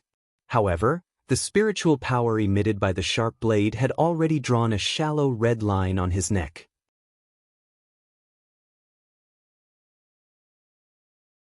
Chapter 1787. Astonishingly fast. Yu Hui's eyes narrowed slightly. Arbor threw out several dozen talismans, forming a defensive wall in front of her. The slender figure leapt forward, quickly reaching out to catch the startled swan dagger, and then the dagger once again slashed towards Yu Hui's neck. Yu Hui fell backwards, his body sticking close to the ground as he quickly rolled backwards to avoid it. When he raised his head in a sorry state, his long hair was draped over his face, his entire face was ashen, and his lips were an abnormal vermilion color. Just as Yu Hui was about to curse out loud, he suddenly reached out and pressed his chest. He felt as if his veins were being stirred and torn apart by something. He let out a miserable howl and fell to the ground with a thud. What kind of person was Arbor? Would she let go of such a great opportunity to kill Yu Hui? But seeing her fly up, her eyes flashed slightly, and the startled swan dagger flew towards Yu Hui with a terrifying spiritual power. Yu Hui, who was rolling on the ground in pain, didn't pay attention for a moment, and the startled swan dagger directly opened a wound on his face. He screamed and reached out to cover his face, rolling back and forth, cursing without thinking, Arbor, you slut. The startled swan dagger cut off a thin piece of flesh from his face. Yu Hui's cursing was stopped in his throat by the pain on his face, and his entire body was in so much pain that he was rolling on the ground in a sorry state. The medicine's effect has worn off. How does it feel? Arbor said coldly, her eyes clearly without any emotion, looking at him with eyes full of disgust, as if she was looking at something dirty. Speak, who sent you to kill me? She was originally an intelligent and quick-witted girl. With Yu Hui's attitude, if she still couldn't guess by now that Yu Hui was ordered by someone, then she was really stupid. Although the trash pill in Yu Hui's hand wasn't anything good, it was definitely not something that the current Shuntian Hall's pharmacists could refine. Yu Hui held his head, rolling back and forth twice, and then reluctantly raised his head to look at the cold-faced girl in front of him. Suddenly, a strange smile appeared on his face. Xiao Mu was completely startled, and she only felt a chill run down her back. An inexplicable sense of crisis mixed with an intuition of impending danger assaulted her from behind. Arbor didn't say anything and moved his feet.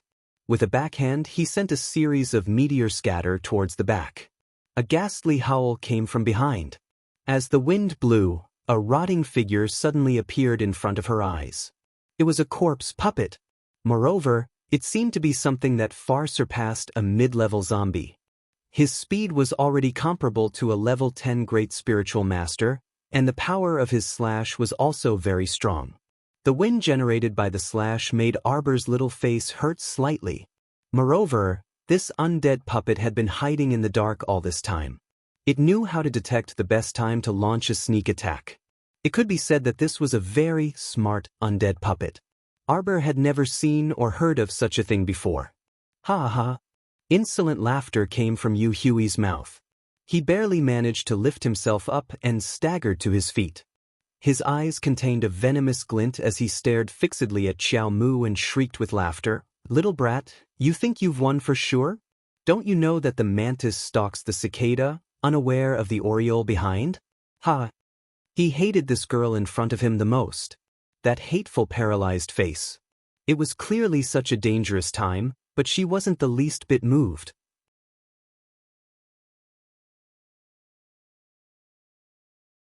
Chapter 1788. Let me tell you, even if I'm destined to die here today, I definitely won't survive. After saying that, he took out a bamboo whistle and blew hard into it. The advanced level zombie behind Xiao Mu immediately moved agitatedly, abruptly stretching out a pair of rotting arms to hug Xiao Mu. Haha. Yu Hui's eyes flashed with malice. His whole body trembled as he screamed angrily, "Go to hell! Go to hell!" The zombie straightened its back. Its figure appeared very tall, taller than Arbor by a head. Seeing the pair of rotting arms encircling her, Xiao Mu could even see the string of rotting flesh and disgusting worms hanging from the arms. However, her eyes remained unmoved. Her small face was still expressionless. She raised her hand expressionlessly and shot 3 black gold arrows at the zombie. Whoosh whoosh whoosh. The 3 arrows were shot simultaneously. 2 of the arrowheads pierced the zombie's arms, while the other pierced the zombie's leg. However, this didn't stop the zombie from moving towards her at all. Seeing that the zombie's claws were about to grab her shoulder, Arbor picked up a washboard and smashed it at the rotting hand. At most, after smashing the zombie, she didn't care about the washboard. It was really too disgusting. The zombie's claws didn't break after being smashed by the spirit weapon. This was already within Arbor's expectations. After all, the zombie in front of her was comparable to a level 10 great spirit master. Unlike that 3-legged cat Yu Hui, who was still so weak even after taking medicine and forcefully becoming a level 9 spirit master. Arbor coldly glanced at it and hit the zombie with the washboard again. Although the zombie wasn't seriously injured, it was pushed back a few inches by the collision of the 2 spiritual forces and took a few steps back. The spiritual water flowing in Arbor's hand instantly turned into an ice sword. Just as she picked up the sword and was about to pounce on the zombie, Arbor's expression suddenly changed. She felt the spiritual power surging in her body continuously rise. This feeling, it seemed like she was about to advance. Damn it. Previously, when she saw that little fatty, Qi Shenxian, and the others had all improved, she was definitely faking it if she said that she was not worried. He had been looking forward to advancing to the spirit realm for so many days, but who would have thought that she would advance at such a critical moment? If this wasn't cheating, then what was? Arbor frowned slightly, and his small hands subconsciously clenched into fists. Chiu, pull me into Paradise Planet immediately. She couldn't be bothered to talk nonsense with Yu Hui. She would fight with them after she leveled up. However, she soon discovered that her mental communication with Chiu had failed. Her face darkened. She immediately understood the reason for her failure. This breakthrough was a huge leap from the profound realm to the soul realm. As he advanced, the entire star field would change as well. All of the profound domains, including Paradise Planet, would probably be upgraded to spirit domains. Therefore, it was possible that he had suddenly cut off his connection with the star field. However, all of this happened so suddenly that she was caught off guard. Now, she felt that something was wrong. He raised his hand and shot an arrow. After forcing the high-level zombie to take 2 steps back, Arbor turned his head and decisively dashed into the distance. Yu Hui raised his bamboo whistle and blew it twice. He immediately screamed, "Chase?" He covered his face and stumbled forward. As soon as he raised his eyes, he saw the zombie fly past him at an extremely fast speed. There was still 3 chapters left. It would probably be 11 o'clock.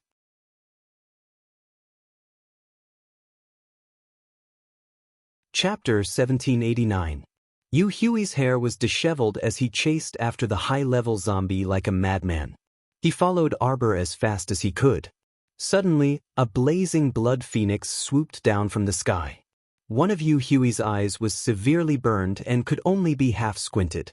Although the other eye could barely see, it still felt blurry. At this time, his body instinctively felt that there was danger approaching. He hurriedly rolled on the ground and instantly opened a defensive barrier.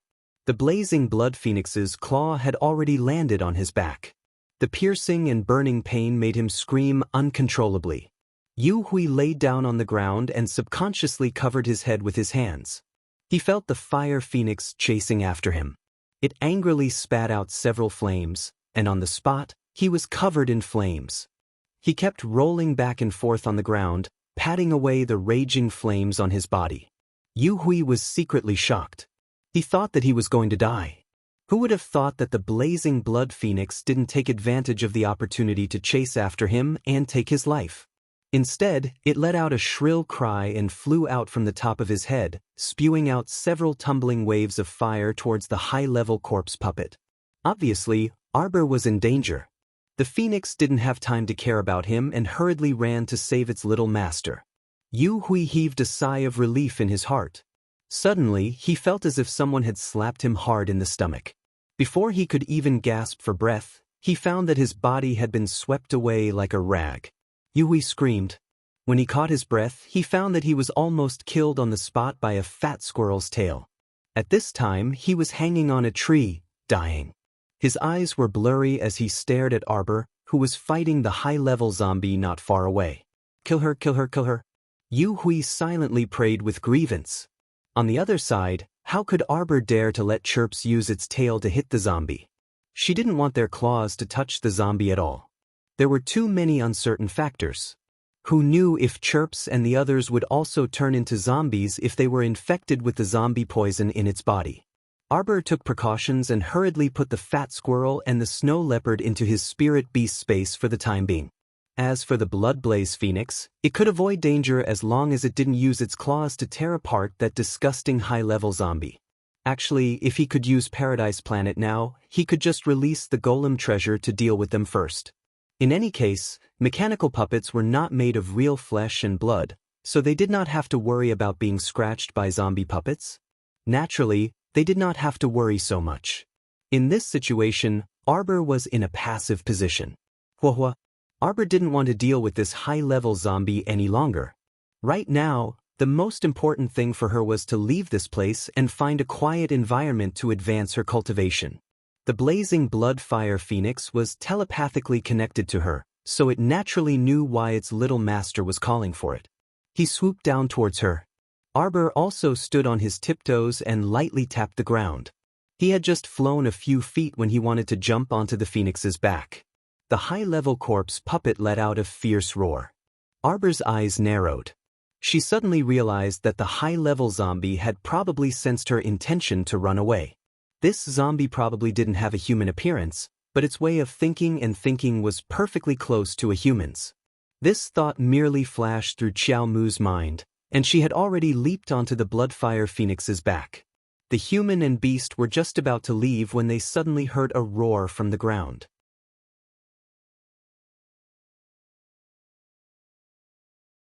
Chapter 1790. That advanced-level zombie soared up from an extremely strange and tricky angle and suddenly dashed in front of Xiao Mu while suspended in midair. Although he was only in the middle of the infant stage, his attack and speed were not comparable to this high-level corpse puppet. Just as the high-level corpse puppet rushed to Arbor's side, the phoenix flapped its wings and dodged to the side with Arbor on its back. At this time, it turned around and flew away. "Ayo!" The high-level corpse puppet's unwilling roar came from behind. For some reason, Xiao Mu felt a bit flustered, and she reflexively turned around to look. She saw the high-level zombie leap in the air and arrive behind Xiao Mu in 2 leaps. Arbor did not hesitate to throw a few ice blades at it. Suddenly, she felt a slight chill in her hands. She couldn't help but feel bad. This cold Yin aura was very similar to the Yin power in the mysterious Yin charm. This corpse puppet could use the Yin power to attack her. Thinking of this, she quickly opened a speed talisman and a strength talisman, threw them on the back of the Bloodfire Phoenix, and said in a deep voice, "Let's go." As soon as the words fell, she felt a strong wind coming from behind. Arbor quickly turned her head and saw that the 2 arms of the corpse puppet were all separated from the body and had come to the back of her head. Cold sweat came out of her heart. Arbor shot 2 arrows to stop the 2 severed arms from continuing to fly in front of her. But before she could breathe a sigh of relief, she saw the 10 fingers of the pair of rotten hands fly together, like sharp hidden weapons shooting straight at her face. This attack was simply impossible to guard against. Arbor didn't realize that the high-level corpse puppet could separate its limbs from its body and suffered a loss. At this moment, seeing the 10 fingers flying towards him, he hurriedly wrapped himself in a round eggshell defensive barrier. His heart slightly alarmed, he threw out a concealed weapon, blocking the 10 fingers outside of his body. Feeling a sudden pain on her arm, Arbor looked down in disbelief. She saw a tiny, palm-sized zombie bird hanging from her left forearm. Although she didn't feel much pain when it bit her forearm, Xiao Mu only felt a chill creeping up from the bottom of her heart. Her eyes widened in an instant. She was tricked. She was tricked by a high-level corpse puppet. Just now, the corpse puppet had chased after her ferociously, and its limbs had separated from its body to attack her. Everything was a smokescreen to cover the little corpse bird's approach. Obviously, when all her attention was on the high-level zombie puppet, the corpse bird had sneaked into her defensive barrier without anyone noticing. This high-level corpse puppet with an IQ comparable to a human's didn't make a move, but once it made a move, it must complete the task of killing Arbor. Arbor's eyes became a little dazed for a moment, and her mind was in a mess. However, her movements were not slow. First, she tore off the corpse bird from her arm. Then, 5 cold sharp awls appeared on her 5 fingers and pierced into the corpse bird's small head. She mercilessly pierced the corpse bird's head and body over and over again until it was riddled with holes and broken into pieces. Then, with a squeeze of her hand, she burned the corpse bird that dared to harm her body into ashes. Arbor's eyes were filled with a strong hatred and murderous intent. She raised her head and looked directly at the high-level corpse puppet. Her heart was filled with anger and her eyes were cold.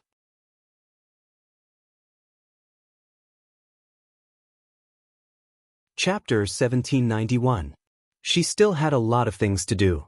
She hadn't fulfilled her promise to her mother, and she hadn't even seen her lotus. Was she going to die like this? She looked down at the small bite wound on her forearm. At this time, the wound had already been healed by her body, and there was no trace of it at all. Arbor couldn't help but feel a little confused, but she was still worried. Although the wound on the surface had disappeared, The corpse poison might have already entered her body. After taking a few elixirs, Arbor jumped down from the back of the Bloodfire Phoenix. She was afraid of being scratched before, so she was a little restrained. Now that she had been bitten, what was there to be afraid of? Arbor's heart was boiling with anger. As if feeling her emotions, the high-level corpse puppet shrank back a little, and then rushed up again. Arbor looked at the corpse puppet's rotten arm and fingers that had returned to their original state, and clenched her fists hard. The corpse puppet suddenly opened its hands, and countless little corpse birds flew out from under its armpits, fluttering toward Arbor. Arbor raised her sleeve to cover half of her face, and suddenly heard a familiar voice, "Jojo?" A shadow suddenly appeared beside her and blocked her way without saying a word. A dark flame silently burned on the ground. "Emolien." Arbor's watery eyes turned red in an instant.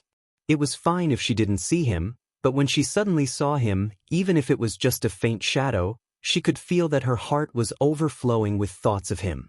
Emolien's shadow didn't seem to be able to say much, and he just turned his head and looked at her deeply. With a wave of his hand, the sacred fire burned the ground and rose up. In just a moment, the group of little corpse birds were all burned to ashes. Then the black fire turned into a long black sword, and in a breath, it went straight through the head of the high-level corpse puppet. Ding-dang, a light sound was heard. A light silver crystal core fell out of the high-level zombie's head. The color was very pure, unlike the disgusting zombie's appearance. Emolien turned around and opened her arms to hug her. "Jojo, I was worried about you. I'll be back soon." The faint word, "come," turned into a final note, disappearing into the air. His figure passed through her body, like a gentle breeze brushing past her cheeks. The little guy raised a pair of small arms and made a gesture of wanting to hug him. Then, his shadow dissipated. It was one thing to know that he was thousands of miles away from him and that a wisp of his divine sense couldn't last for too long, but it was another thing to see him dissipate in less than a minute. Xiao Mu's small face scrunched up in grievance, and she pitifully muttered, "Emolien, you might not be able to see me again in the future, mistress."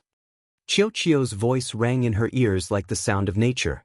Then she felt her body become light, and she was pulled into Paradise Planet.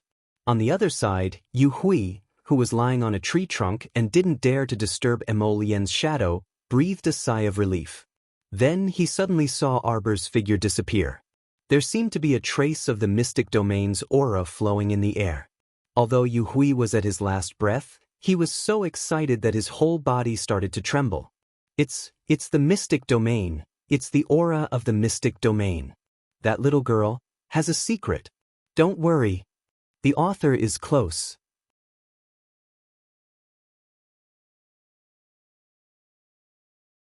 Chapter 1792. Ha! He had inadvertently learned that the little girl had such a big secret. Yu Hui half squinted his blurry eyes and tried to climb down from the tree trunk. He could already imagine that as long as this news spread out, that damned stinky girl would be hunted down by the entire Shantian mansion. Her ending would be miserable. Ha! Cough, cough, cough. Yu Hui moved his battered body and slid down the tree inch by inch. Suddenly, he heard the cry of a phoenix and his heart shrank. He barely managed to turn the defensive ring in his hand. Just as he activated the defensive barrier, he felt a heat wave rush toward him and bombarded his body. The defensive barrier was completely shattered. Yu Hui fell down from the tree and landed on the ground with his limbs facing the sky. Ah, cough, cough. Yu Hui felt that his internal organs were almost overturned by the impact. He spat out a mouthful of blood. His vision was blurred and he couldn't see anything clearly. In a daze, he seemed to feel something flying down from the sky. If Yu Hui could see at this moment, he would definitely see the sky filled with red clouds and flames shooting towards him like bullets of fire. He propped up his battered body and his eyes flashed with hatred. Inch by inch, he tried to climb out of the firewall. Arbor, that damned girl, has the mysterious domain. Arbor has the mysterious domain. Even if this secret couldn't be told to the world, he had to tell his father first. He rummaged through his inner world for the communication jade talisman. Just as he took it out, he heard a soft buzzing sound in the air. Suddenly, he felt a chill on his neck. He lowered his head in shock and saw a flying dagger open a bloody hole in his neck. It came out from the back of his neck. Cough, cough, cough. Yu Hui subconsciously wanted to reach out and press his bleeding throat. He tried to raise his head and see the blurry figure in front of him. Xiao, Arbor, it's Arbor. She actually came back. She probably remembered that there was still a fly like him that had not been dealt with yet. Good, what a ruthless method. She killed people without blinking an eye. Yu Hui died with a grudge in his heart. He collapsed to the ground, unable to get up again. The startled swan dagger pierced 7 to 8 bloody holes in Yu Hui's body before returning to Arbor's hand. Looking at the shiny dagger again, there was not a single trace of blood left on it. It was abnormally clean and beautiful. Xiao Mu's small face was pale as she pursed her lips. She put away that silver crystal core that had fallen to the ground and coldly retracted her gaze as she gazed at Yu Hui, who had turned into ashes under the roasting of the phoenix flames. Let's go. Arbor recalled the blazing blood-fiery phoenix and was once again brought into Paradise Planet by Little Tree. This time, she only felt the surging spiritual energy in her body run amok, and she could no longer control herself and spat out a mouthful of blood. He should have immediately found a quiet place to meditate and gather the spiritual energy of heaven and earth when he sensed that he was about to ascend to the spirit realm. With such a delay, he didn't know if there would be any repercussions for Arbor. At this time, Paradise Planet was also very unstable. The scenery in front of him looked distorted and blurry. Space seemed to be distorted and slowly shattered. Master, don't worry. Paradise Planet has been transformed into a spirit realm along with you. You should swallow this first. As he spoke, a small green and furry fruit fell into Arbor's hand.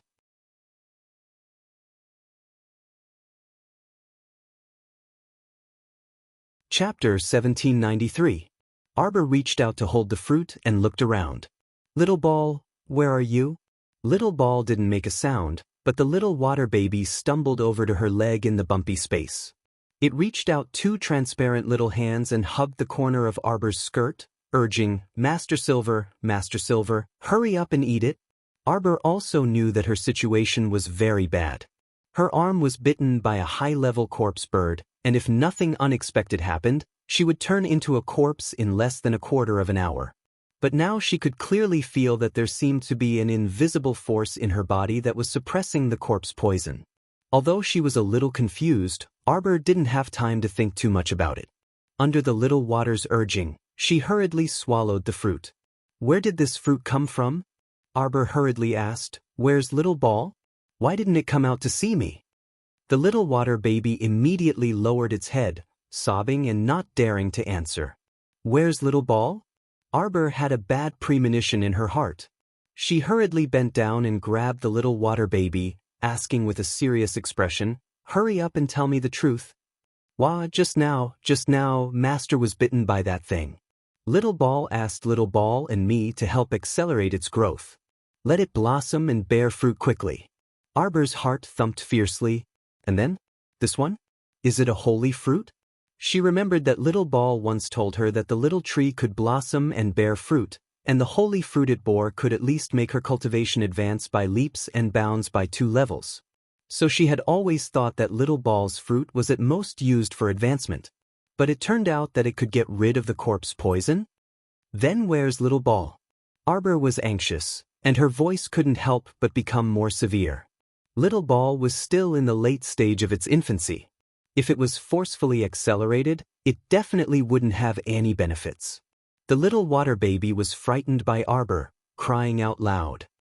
Little Ball fainted, Little Ball is taking care of it.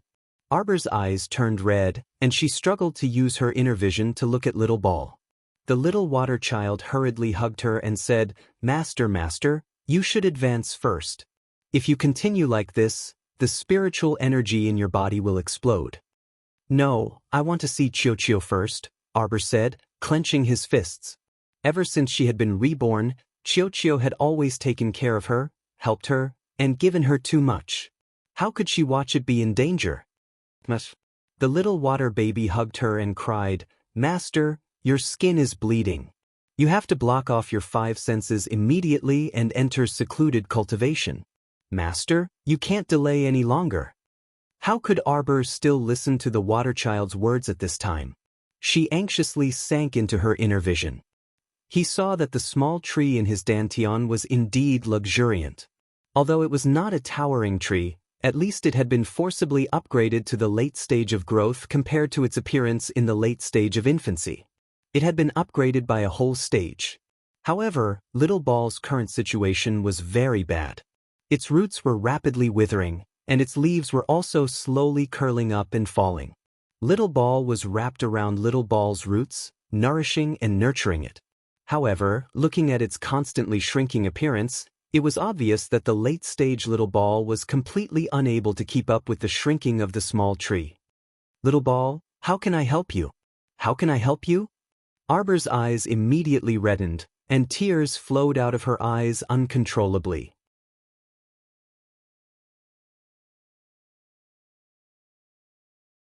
Chapter 1794. Looking at Chiu, who looked like it was about to die, Arbor's heart ached and she panicked. It was as if a yellowed and ancient scene had floated past her eyes. Once upon a time, there was a little girl who hugged half a dead tree and floated in the void, as if she had been drifting for countless years. Just like that, each person and one piece of dead tree, the two of them relied on each other as companions. Chiu. In the blink of an eye, the sapling shrunk back to its original size. Moreover, it looked even worse than when they first met. Arbor was at a loss and said in panic, Chiu, wait here. I'll go to the frigid pool to find you a piece of black spirit jade. You'll definitely recover after you absorb it. Master! The little water child was about to go crazy. It watched as its little master stumbled and ran through the twisted paradise planet, heading for the frigid pool behind the peach orchard slope. Master! When the little water child stumbled and crawled to the frigid pool, it saw that its little master had already jumped in without a care for anything else. In a hurry, the little water child also hurriedly jumped into the frigid pool, sliding its little hands and feet with all its might to get closer to its master. Its little master's paddling speed was too fast. As soon as she entered the water, she was like a fish that could breathe, swimming freely in the pool.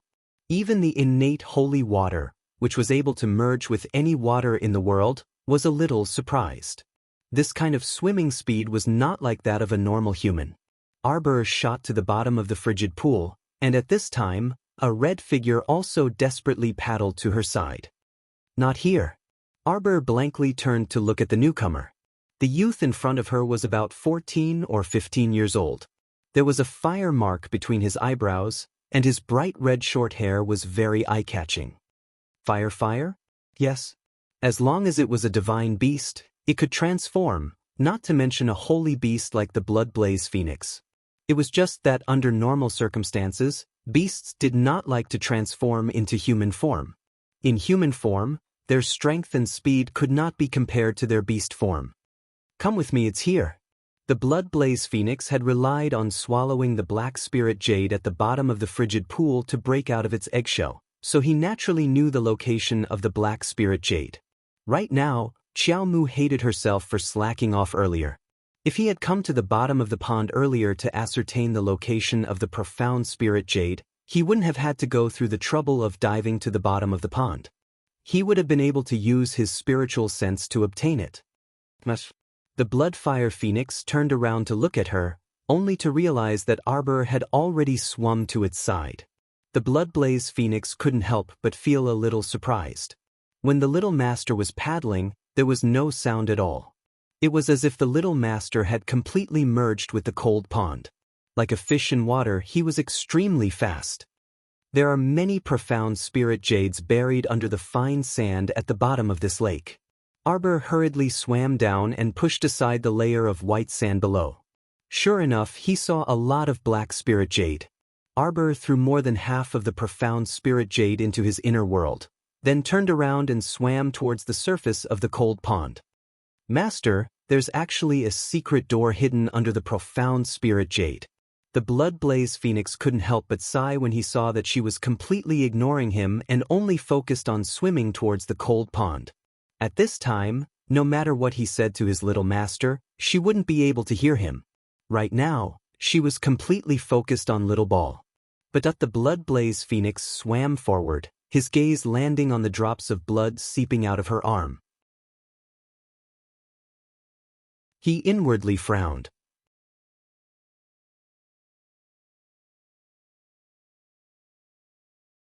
Chapter 1795. Master's body can't hold on any longer. Her current situation is not much better than the sapling's.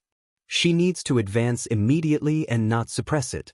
After Arbor left the cold pond, she immediately summoned a large pile of black spirit jade. She took a piece and closed her eyes to absorb it.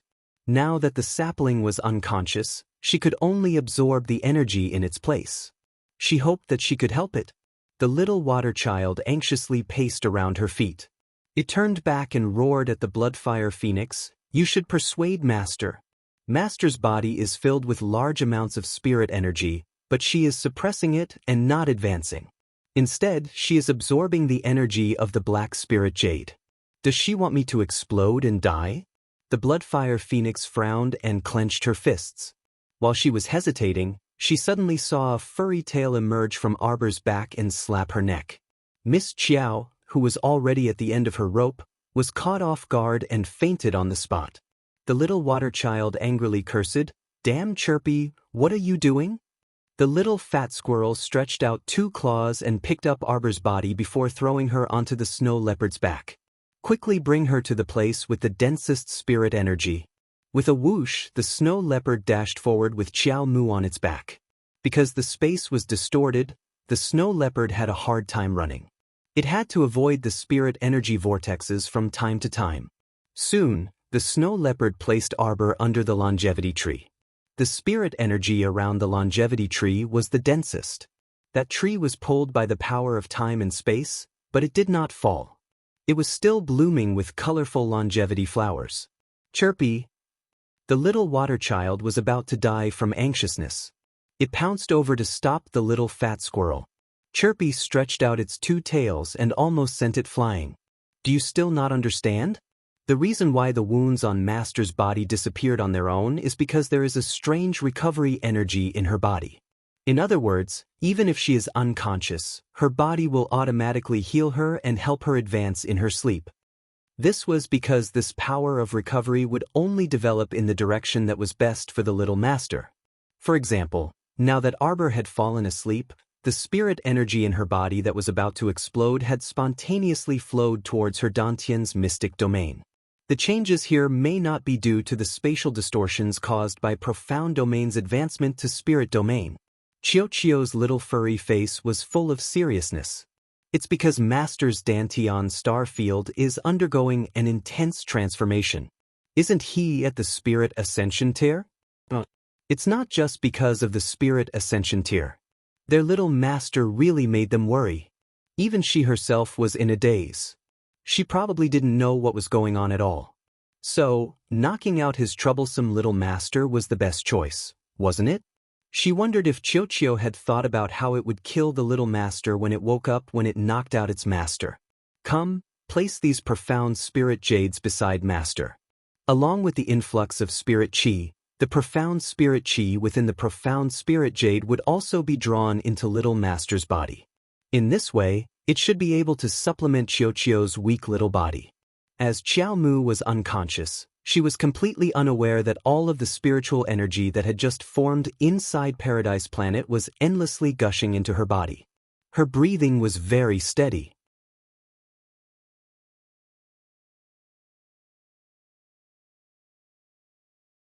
Chapter 1796. She lay there motionless, but her face was slightly rosy, as if she had fallen asleep. A group of beasts of all sizes consciously sat in a circle around her, looking at her worriedly and looking at each other in dismay. "It's already been 10 days. Will the self-recovery you mentioned work?" Chio risked his life to bear the holy fruit. "It should make Master fine," the group of little beasts muttered, but in fact, they felt very uncertain in the bottom of their hearts. If Master was fine, she wouldn't have taken so long to wake up. In fact, the construction of the entire Paradise Star's spirit domain had been completed 3 days ago. And a day ago, Master's body had stopped absorbing spiritual energy. The rich spiritual energy in Paradise Star had basically been completely absorbed by Master.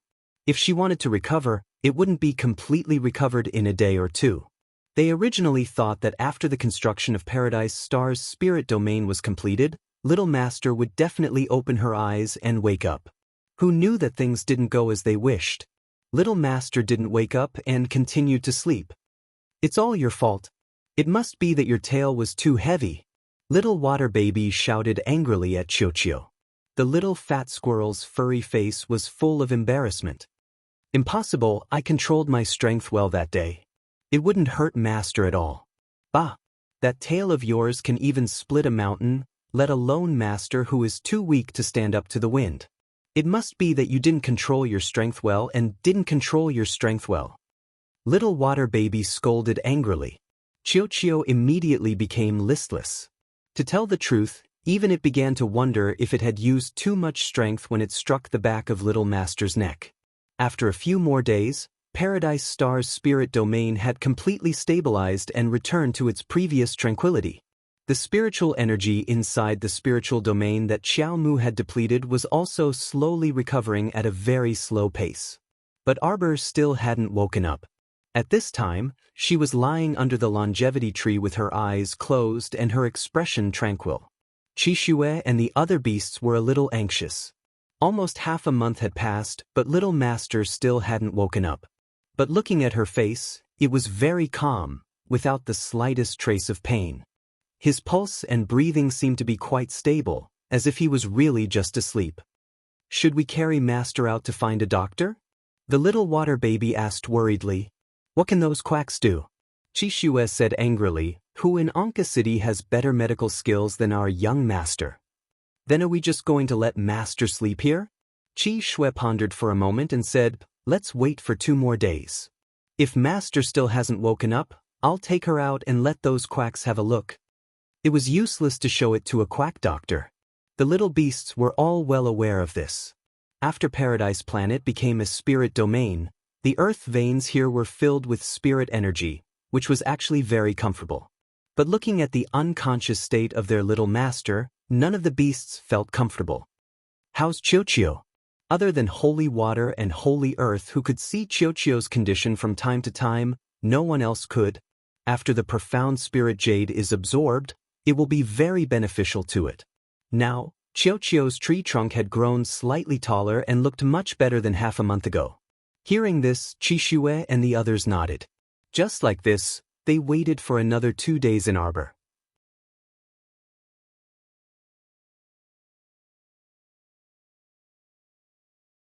Chapter 1797. Just as everyone was discussing how to have Qixue transform into his human form and carry Little Master out to find a medical clinic, Arbor suddenly opened his eyes without warning and stared straight up. As far as the eye could see, there were many colorful spherical flowers. After being soaked in spirit energy, the longevity tree's flowers of different colors became even more translucent. The little water child almost cried tears of joy. Master, Master, you're awake. Arbor scrambled to his feet and subconsciously looked down at his unharmed hands and feet.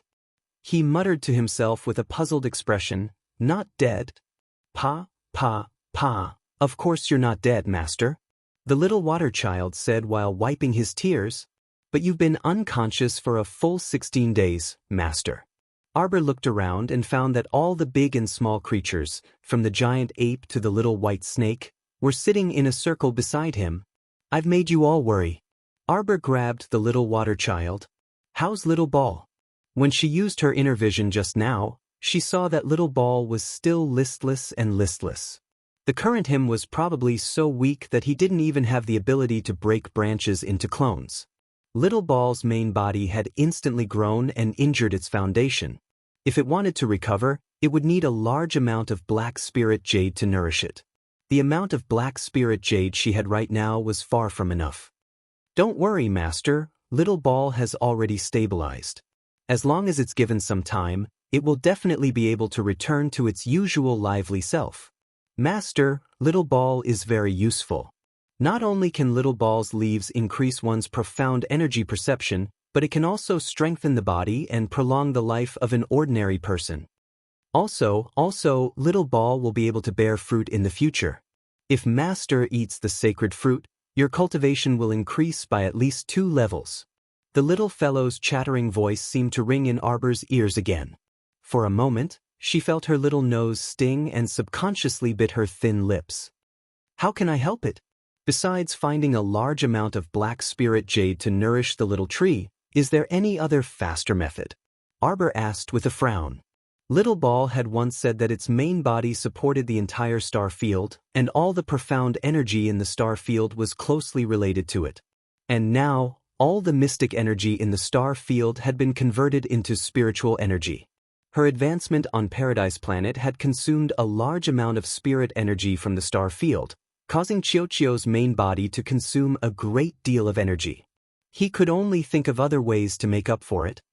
Apart from the profound spirit jade, the pure spiritual energy formed between heaven and earth is the most helpful to Chiyochio. If Master can find a large spirit domain and refine it for Chiyochio to use, the large amount of spirit energy inside can help Chiyochio recover faster. Alright. She remembered that Elder Su of Sunlight Academy had once said that the winner of the 6 Prefectures Academy ranking tournament would obtain the right to enter Spirit Realm on Brinset Island. 3 spirit realms had been unearthed on Brinset Island so far. These were all supplements that Chiyochio urgently needed. Xiao Mu's eyes narrowed, concealing a trace of determination. Master, other than the first 10 days when you were advancing to the spiritual realm, what have you been doing for the last 6 days? Why can't he wake up? Arbor turned to look at the little beasts. How about I take you to a place? The little beasts naturally nodded in unison. With a thought, Arbor brought all the little beasts to a vast ocean.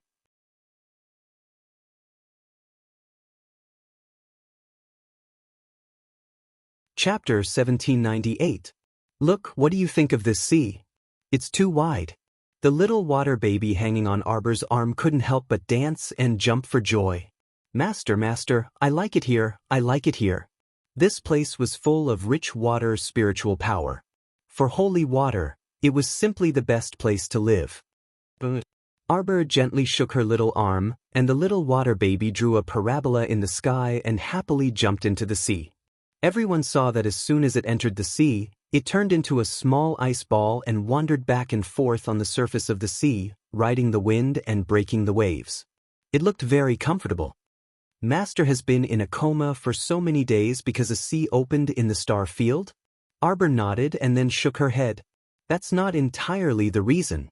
After saying that, she stood on the beach and stared at the sea, a dark red light flashing in her eyes. In just a breath's time, a fat sea fish suddenly flew out of the sea and jumped in front of Arbor. She reached out and held it in her arms. The sea fish seemed to be a little dizzy. It fell into Arbor's arms and didn't struggle. It just opened its mouth and spat out a few bubbles. Maybe you won't understand if I experiment here. After all, this sea was also a newly opened planet in her Dantian star field. In theory, as long as she used her spiritual sense, as long as she saw something in the star field, she could use her spiritual power to transfer it to her hands. In order to let this group of ignorant beasts have a direct experience, Arbor simply pulled everyone out of Paradise Planet. As soon as they moved out, they saw the tree that Yu Hui was lying on before. Only half of it was left on the edge of the earth wall. Arbor glanced sideways at the beasts. Her eyes narrowed slightly, and a red light quickly slid through her eyes. Everyone saw that the half of the tree that was growing in the soil was suddenly rolled up by the roots and thrown over the earth wall with a loud crash. The group of little beasts stared at her with their mouths agape. They all saw very clearly that the little master didn't use the slightest bit of spiritual energy in his body at all. How did he inexplicably move the tree in front of them from the ground? Arbor was still holding the fish in his 2 little hands. He turned to look at the beasts and said, I seem to have gained a special ability, psychokinesis. This kind of psychokinesis should belong to a kind of spiritual system, and it was closely related to spiritual sense. At the moment, he could only move half of the tree, which was about 100 meters away. She didn't need any spiritual power to assist her, nor did she use any physical strength. She probably only used a part of her spiritual sense. She hadn't completely grasped the essentials yet, so she still needed to think more about it. Everyone returned to the gate of the sea. The little white snake wriggled its little body excitedly. "Master, if that's the case, then you've profited from a disaster." Arbor nodded. "You can say that." After consuming the holy fruit, not only did it remove all the corpse poison, it also allowed her body to form an immunity. She had felt her own pulse. When she broke through the spirit realm and directly jumped to the level of a third-level spirit master, her body also officially entered the immortal realm from a half-step immortal bone. Most importantly, her body actually became immune to the corpse poison. In other words, she probably didn't need to be afraid of being bitten by corpse puppets anymore. Of course, she wasn't a masochist. It would be best if she didn't get hurt.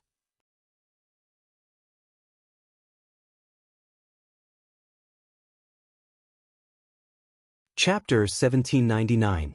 Dinner was that chubby sea fish. Everyone barbecued it on the beach. After eating, they dug a hole for the fish bones and buried it. In any case, the star domain had the ability to purify everything. It would automatically purify any trash. Master Silver, you haven't given this sea a name yet? Chio simply touched a sore spot. All the beasts couldn't help but have headaches when they thought of the weird name their little master gave them. "This newly discovered planet is called Fish Orchid Planet," Arbor said indifferently. "Then let's just call this sea the Orchid Sea, okay?" But all the beasts nodded in unison. They all felt that this name was much better than the previous string of unreliable ones. After dinner, Xiaomu opened the sealing sphere and released the crimson firmament blue ship from within.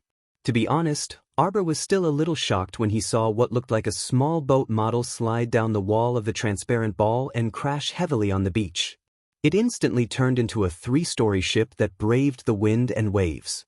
The 3-story ship sailed steadily on the sea. From time to time, 1 or 2 stupid fish would come out from the side of the ship and follow the ship. That old man really didn't lie to this child. This was indeed a treasure. When everyone boarded the ship, they discovered that not only was this 3-story ship very spacious, but the items on board were also extremely luxurious. The ship's porch, doors, and windows were all inlaid with all kinds of gemstones. There was practically everything one could think of, including food and drinks. Most importantly, there were even boatmen. Of course, they couldn't be humans. The boatmen were all nimble and agile mechanical puppets that were around level 8 or level 9 mystic cultivators. Naturally, they were not as agile as Big Treasure, but they had no problem doing these simple and ordinary jobs. Arbor originally wanted to sail around the sea to see how far it was. However, halfway through the voyage, he realized that there was no end in sight, so he gave up on the idea of continuing to play. "Didn't I tell you guys? Is the time on Fish Orchid Planet different from the outside world?" Arbor suddenly asked. All the beasts shook their heads. "I've calculated that staying on Fish Orchid Planet for a day is only about 2 hours in the outside world. Therefore, if you want to cultivate in seclusion, stay on the Fish Orchid Planet. You should be able to achieve twice the results with half the effort." Arbor did not wait for the surprised beasts to express their opinions. She waved her hand and left the star field in a flash. She returned to the place where she had moved half of the dead wood. She glanced around coldly. Seeing that there were no abnormalities, she walked out of the earth wall. At this moment, a faint sigh of relief suddenly came from behind the dead tree that was lying on the ground. A person sneakily poked his head out from behind a tree. Seeing that there was no one in front of him, he hurriedly patted his chest, took a deep breath, and turned around. Then, his body suddenly stiffened. The man's eyes widened as he looked at Arbor in disbelief. He didn't know when Arbor had appeared behind him and was looking at him expressionlessly. "Why you?" Before the man could finish his sentence, he felt a cold, sharp claw gripping his throat. "Who sent you to guard this place?" I don't know what you're talking about." The man panicked and couldn't control himself. He hastily tried to defend himself. "I was just passing by. I was just passing by." "Passing by?" Arbor sneered and tightened her grip on the man's neck.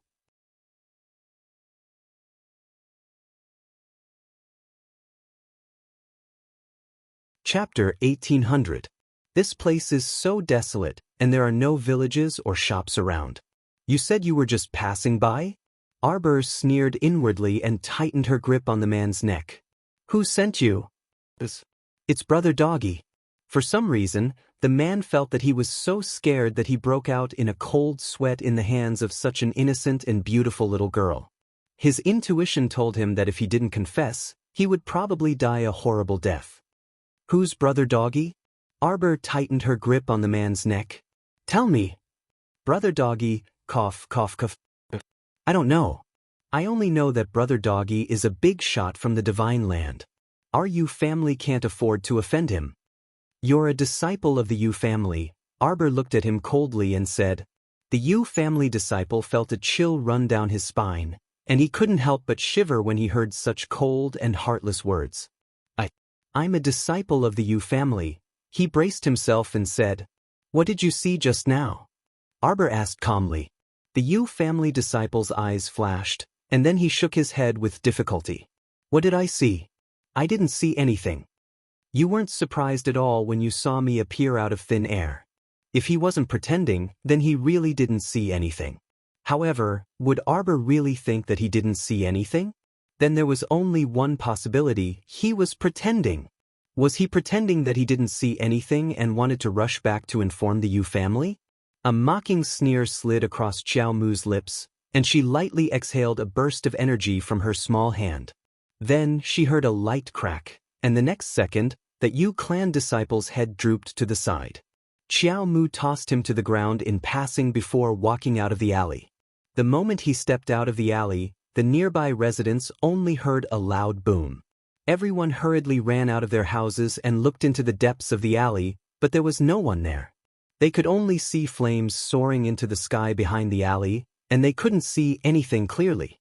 After Arbor got out of the alley, she ran toward the gate of the Yu family's mansion in Anka City.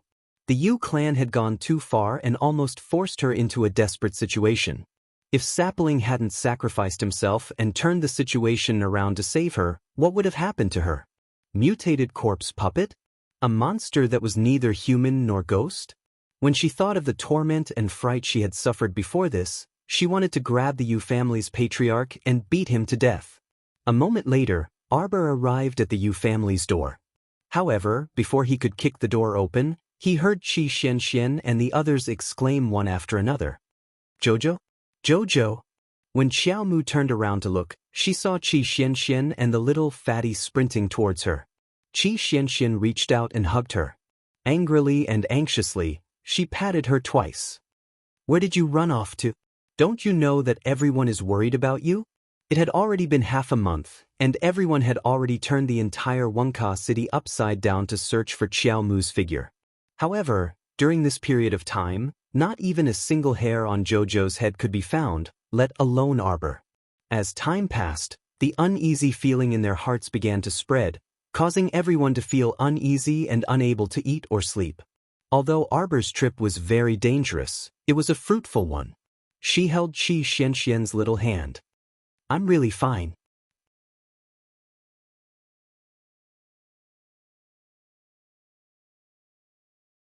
Chapter 1801. Seeing that Qi Xuanxuan's eyes were red and she looked like she was about to cry, Arbor quickly reached out and pinched her little cheeks. Xianxian, I'll be fine. By the way, I have half a grilled fish here. Do you want it? Arbor took out half a grilled fish from under her sleeve and stuffed it into Qi Xuanxuan's hand. As an experienced foodie, Qi Xianxian could tell at a glance that it was a half-burnt grilled fish. It did not smell good either. Even so, a foodie like her could not resist the temptation of food. Qi Xianxian quickly reached out and took it. She nodded and said, I haven't eaten anything all day. Why aren't you eating? Arbor frowned. How can I eat when I think about how you're still alive? Now that she saw that Xiao Mu had returned unscathed, Qi Xuanxuan's spirits also improved slightly. Arbor could not help but raise her hand to knock her head. Are you stupid? What could possibly happen to me? Where are the others? We left 2 people at the Yu family's entrance every day to try our luck and see if we can gather any information about you. Qi Xianxian said, the others went to the city to look for you. We don't know where you went. We've almost turned the entire Anka city upside down. Jojo, where are you hiding? Arbor could not help but reach out to touch her nose. Nowhere. Arbor felt a little apologetic when she thought about how her friends were looking for her everywhere. However, the matter in the star region was too important, and she did not want to reveal it to anyone for the time being. Xianxian, wait for me here. Arbor was about to step forward when Xianxian suddenly pulled her back. Where are you going? The Yu family caused me so much trouble.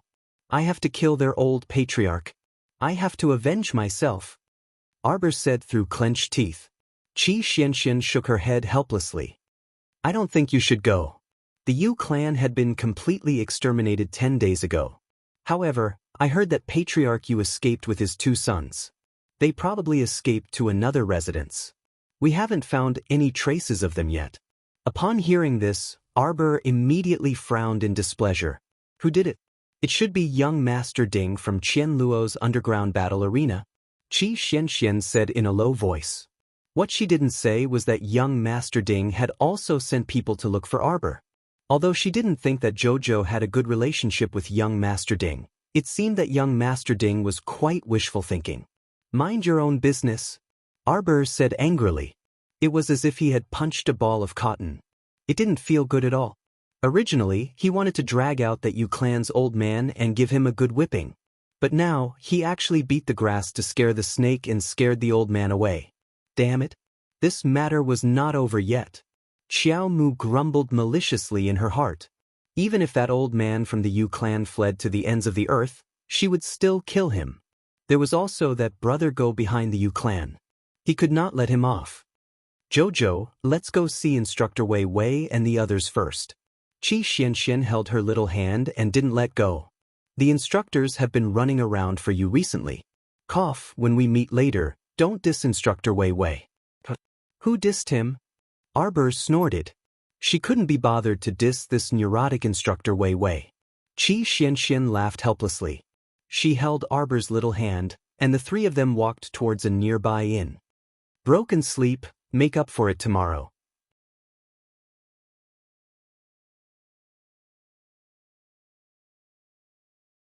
Chapter 1802.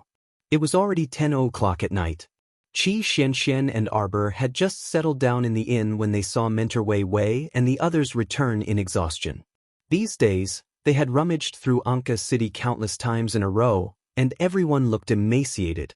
When they saw the little stoic meet their eyes, they were momentarily dazed. It wasn't until Mata exclaimed, "Jojo, you're back," that everyone finally realized that their eyes weren't twitching. Duanmu Qing quickly walked up and sized her up. Are you all right? Arbor blinked and shook her small head. What can happen to this lady? You're making a fuss over nothing. Bam. Mentor Zhou Danjin jumped up without any explanation and smacked the back of her head with a crisp chestnut. The little stoic clutched the back of her head with one hand, and a trace of exasperation appeared on her expressionless face. What are you doing? Xianxian couldn't resist coughing lightly and wanted to cover her mouth to snicker. The short mentor with red eyebrows and green eyes scolded, "You darn girl, why didn't you send us a message if you had nothing better to do? You made the mentors search for you everywhere in Anka City all day long. They're dog-tired." The stoic girl raised her eyebrows and secretly peeked at Mentor Zhou's furious appearance. She instantly felt that she was in the wrong and whispered, "It was just a small accident." What small accident? Are you stupid? Mentor Zhou said angrily, "Don't you know how to call for help? Why are you acting like a hero? If you didn't jump up with that person from the Yu family, don't tell me he could have caught you by force?" Arbor's small face flushed red. No one had ever called her stupid since she was young. Who didn't call her an exceptionally intelligent little genius? This baby was so angry. Pumph. Mentor Wei Wei also snorted eccentrically. Although he didn't say anything, his eyes were clearly filled with disdain. It was as though he was saying, "I knew you, little girl, were disorganized and had no team spirit. You only know how to mess around when something happens. I'm going to sleep." The little stoic flushed with anger and turned to run off in a huff. Zhou Denjin chuckled mischievously and pointed at the little fellow's back as she ran up the stairs. The stoic girl can get angry too. Alright, you guys should go and rest too. The other 3 instructors also nodded at Duanmu Qing and the others. Everyone has been tired for so many days. Have a good rest. We will return to the academy the day after tomorrow. Arbor secretly observed for a moment. Seeing that everyone had returned to their rooms and their figures had gradually disappeared in the corridor, she opened the door and looked around. She curled her lips and snorted. Taking out a dozen peaches from his inner world, Arbor had a palm leaf fan in his small hand. He opened the window, stacked the peaches on the table in front of him, and fanned them. After fanning for a while, he heard the doors on both sides of the corridor open one after another. Many people stood at their doorsteps, looking around and sniffing. It smells so good. Qi Xianxian and Little Fatty were the first to arrive when they smelled the fragrance. They knocked on the door of Arbor's room. The door isn't locked, Arbor said in a muffled voice. The 2 of them immediately hopped in. By the time the 5 instructors caught wind of the commotion and arrived, Arbor's room had long been packed with students. The short instructor, who was the last to enter, hastily closed the door behind him, isolating everyone's gazes from the corridor. He walked in and shouted, "What are you doing here in the middle of the night instead of sleeping?" Everyone was eating a peach in their hands, so no one had the time to pay attention to the 5 instructors.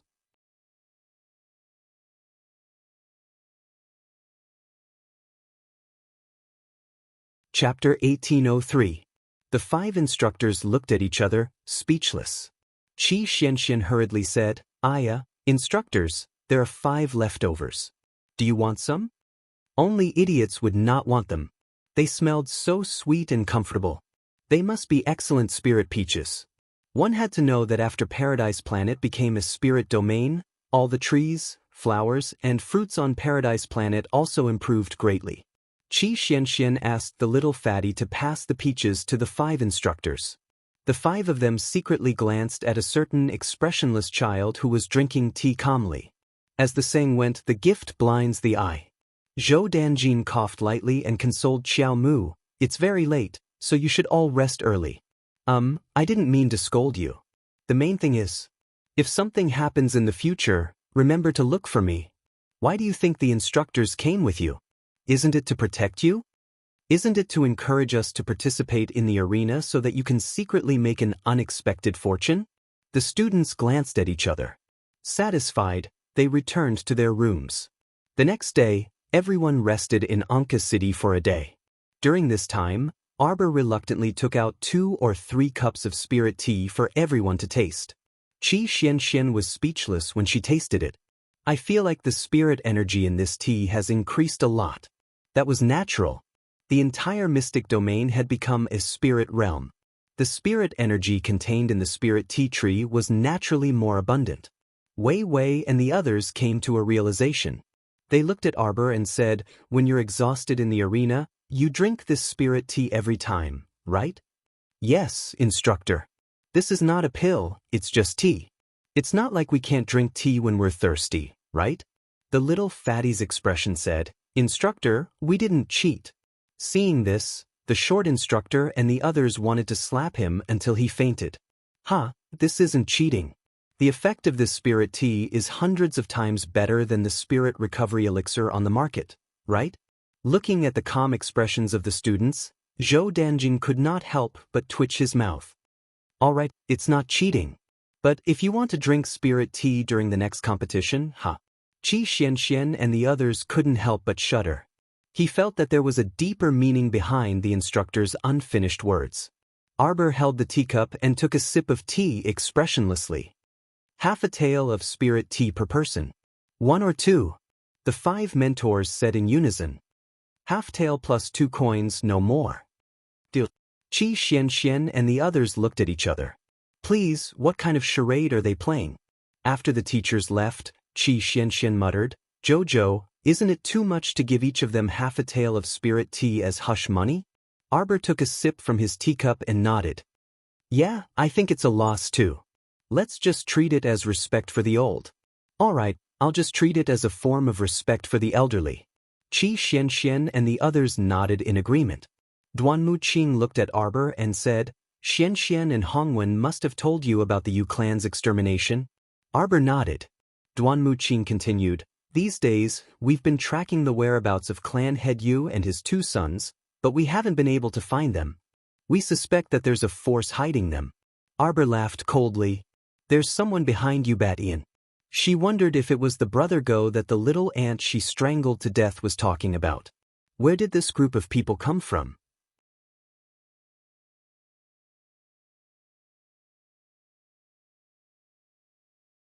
Chapter 1804.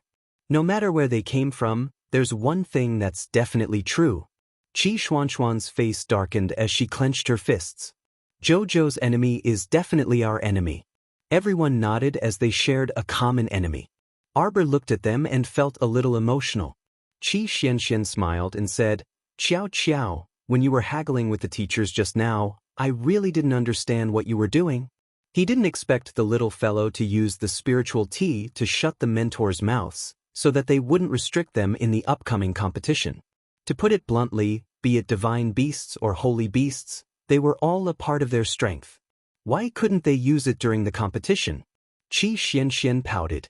Moreover, they wouldn't rely on their divine beasts to bully other contestants in the competition. Normally, they would go up first and summon their beasts if they couldn't do it. The mentors were thinking too much. Everyone had nothing to do for the whole day, so they simply stayed in Arbor's room, drinking tea and chatting. Thus, Arbor, who rarely had the chance to take an afternoon nap, could only accompany them to drink tea and listen to them complain about the academy. Compared to Qi Xianxian, Little Fatty and the 3 of them, the others had stayed in the academy for 2 to 3 years. After listening to Senior Lu Yu's complaints, Qi Xianxian and the other 2 found out about many strange things in the academy. For example, in order to nurture the spiritual herbs in the flaming energy peak, the mentors would occasionally come to squeeze some of the students' spirit coins. It was said that they spent a lot of money to buy some spiritual nutrient solution, and 10,000 spirit coins could only last for 2 months. Xiao Mu blinked when she heard this. What elixir nutrient solutions? Who knows what kind of nutrient solution it is? Lu Yu couldn't help but complain. Don't judge the mentors by how poor they look. In fact, the academy's money isn't that little. But every month, they spend more than 10,000 spirit coins on nurturing the spiritual herbs in the flaming energy peak. Qi Xianxian couldn't help but be surprised. Then when we saw Mentor Zhou in the thunderous plains, he seemed to have gone all the way to buy cheap food. On the way back, they were so stingy. They would rather be struck by lightning all the way back on the thunderous plains than pay to take the land whale. When Qi Xianxian said this, the corners of Lu Yu, Hua Tao, and the others couldn't help but twitch. This was indeed Teacher Zhou's style of dealing with people. Oh, at that time, the teacher also said that he was going to buy food for you. If you don't return in 3 days, you will starve to death. Qi Xianxian sized up Duan Muqing and the others. Is that so? I'm listening to his bragging. Hua Tao rolled his eyes. Duan Muqing couldn't be bothered to say anything. This Teacher Zhou's level of unreliability was something that no one had ever seen before. Among the teachers of the 5 spirit faculties, he was probably the most unreliable. Qi Xianxian was speechless. The little fatty chuckled and interrupted. Instructor Zhou and the others are doing so much for the elixir of the Flame Power Peak. Why don't we sneak over to Flaming Power Peak after we return to the academy? Do you not want to live anymore? Hua Tao rolled his eyes at him. If you go to the Flame Power Peak and are found by the mentors, I can guarantee that you won't see the sun tomorrow. The little fatty was speechless. There are hundreds and thousands of kinds of spiritual herbs in the Flame Power Peak? Arbor's heart skipped a beat. How is that possible? According to Instructor Zhou, there are 4 kinds of spiritual herbs.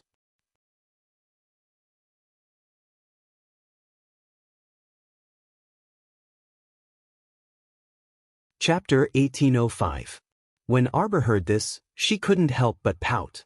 It was just 4 stalks of spirit herbs, and he already spent so much effort to take care of them.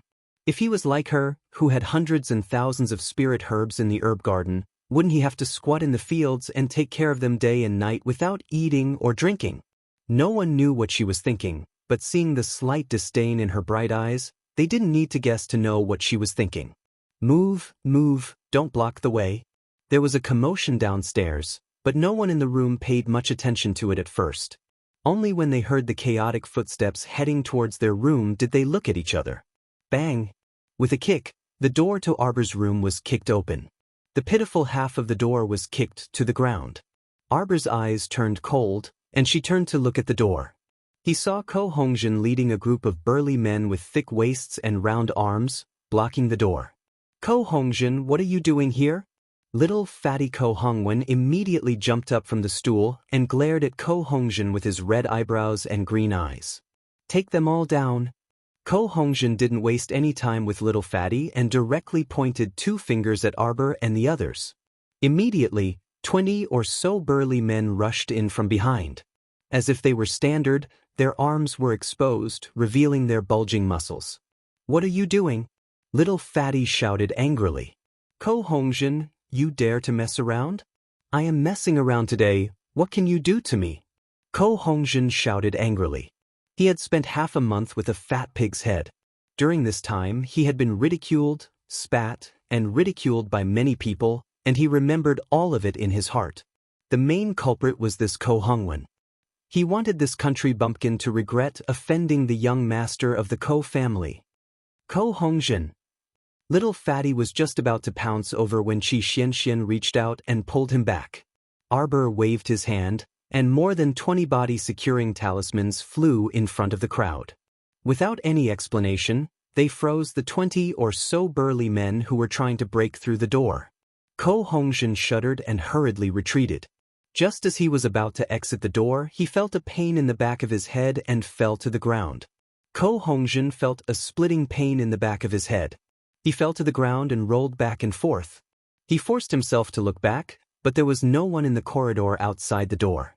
Ko Hongjin's heart trembled in fear, and he began to panic for no reason. The strange object that he had felt earlier was clearly due to someone throwing something at the back of his head from outside the corridor. How could he not see anyone in the blink of an eye? Duan Muqing's eyes flickered, and his gaze landed on Arbor. He had been standing beside her the whole time. Just now, when Arbor's eyes flashed red, he saw it very clearly. This was a special ability? Arbor kicked away a person blocking the way and walked over to Ko Hongjin, who was rolling on the ground. She pursed her lips in displeasure. Didn't you hit me enough last time? Why was this person like a fly, buzzing around everywhere he went? Ko Hongjin glared at her angrily, hugging his head and rolling back and forth. You dare to touch me? You dare to hit me again this time? I will make sure that damn fatty's parents die a horrible death. Arbor's gaze sharpened. The little fatty cried out in surprise and rushed over. He kicked Ko Hongwen hard. You caught my parents?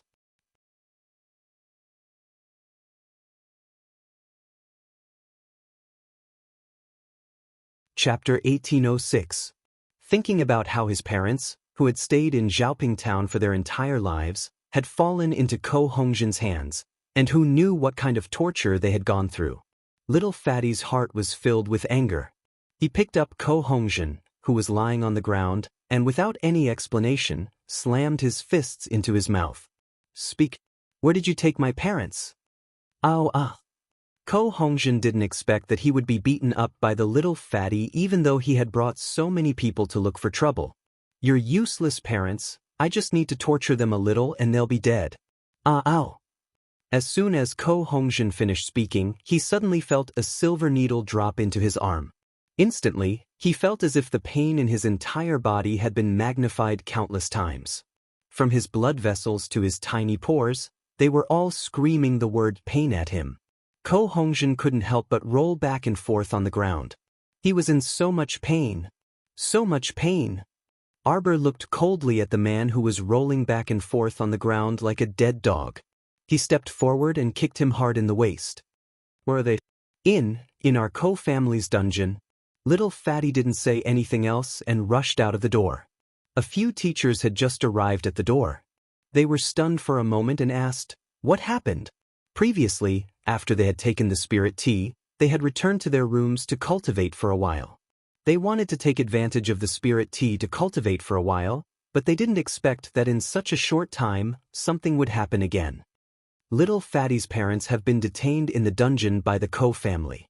Qi Xianxian said anxiously, "We have to go with him to take a look. You guys stay here." Teacher Wei Wei spoke out to stop everyone. "We'll go take a look. You guys stay here and don't cause any more trouble." Arbor saw Wei Wei step forward to take Ko Hongjin away and kicked him hard in the stomach.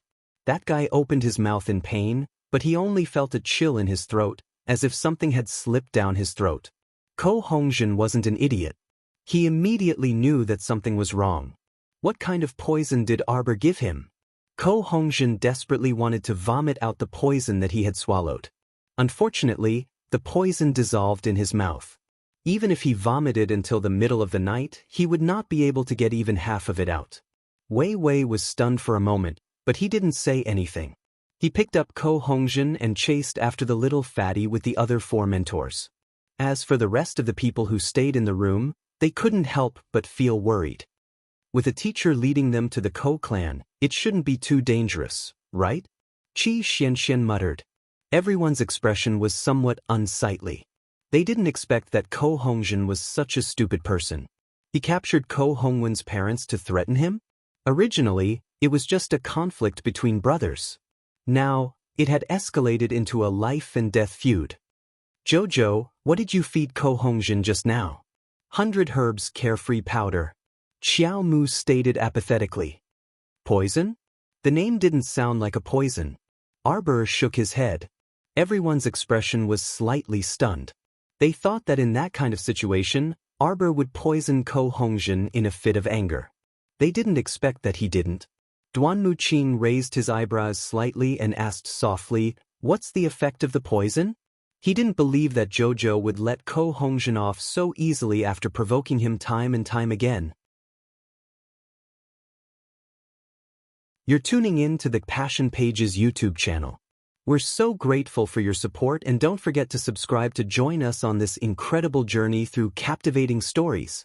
Your generosity through donations truly makes a world of difference, as it's the primary source of revenue that allows me to expand and enhance this channel for you.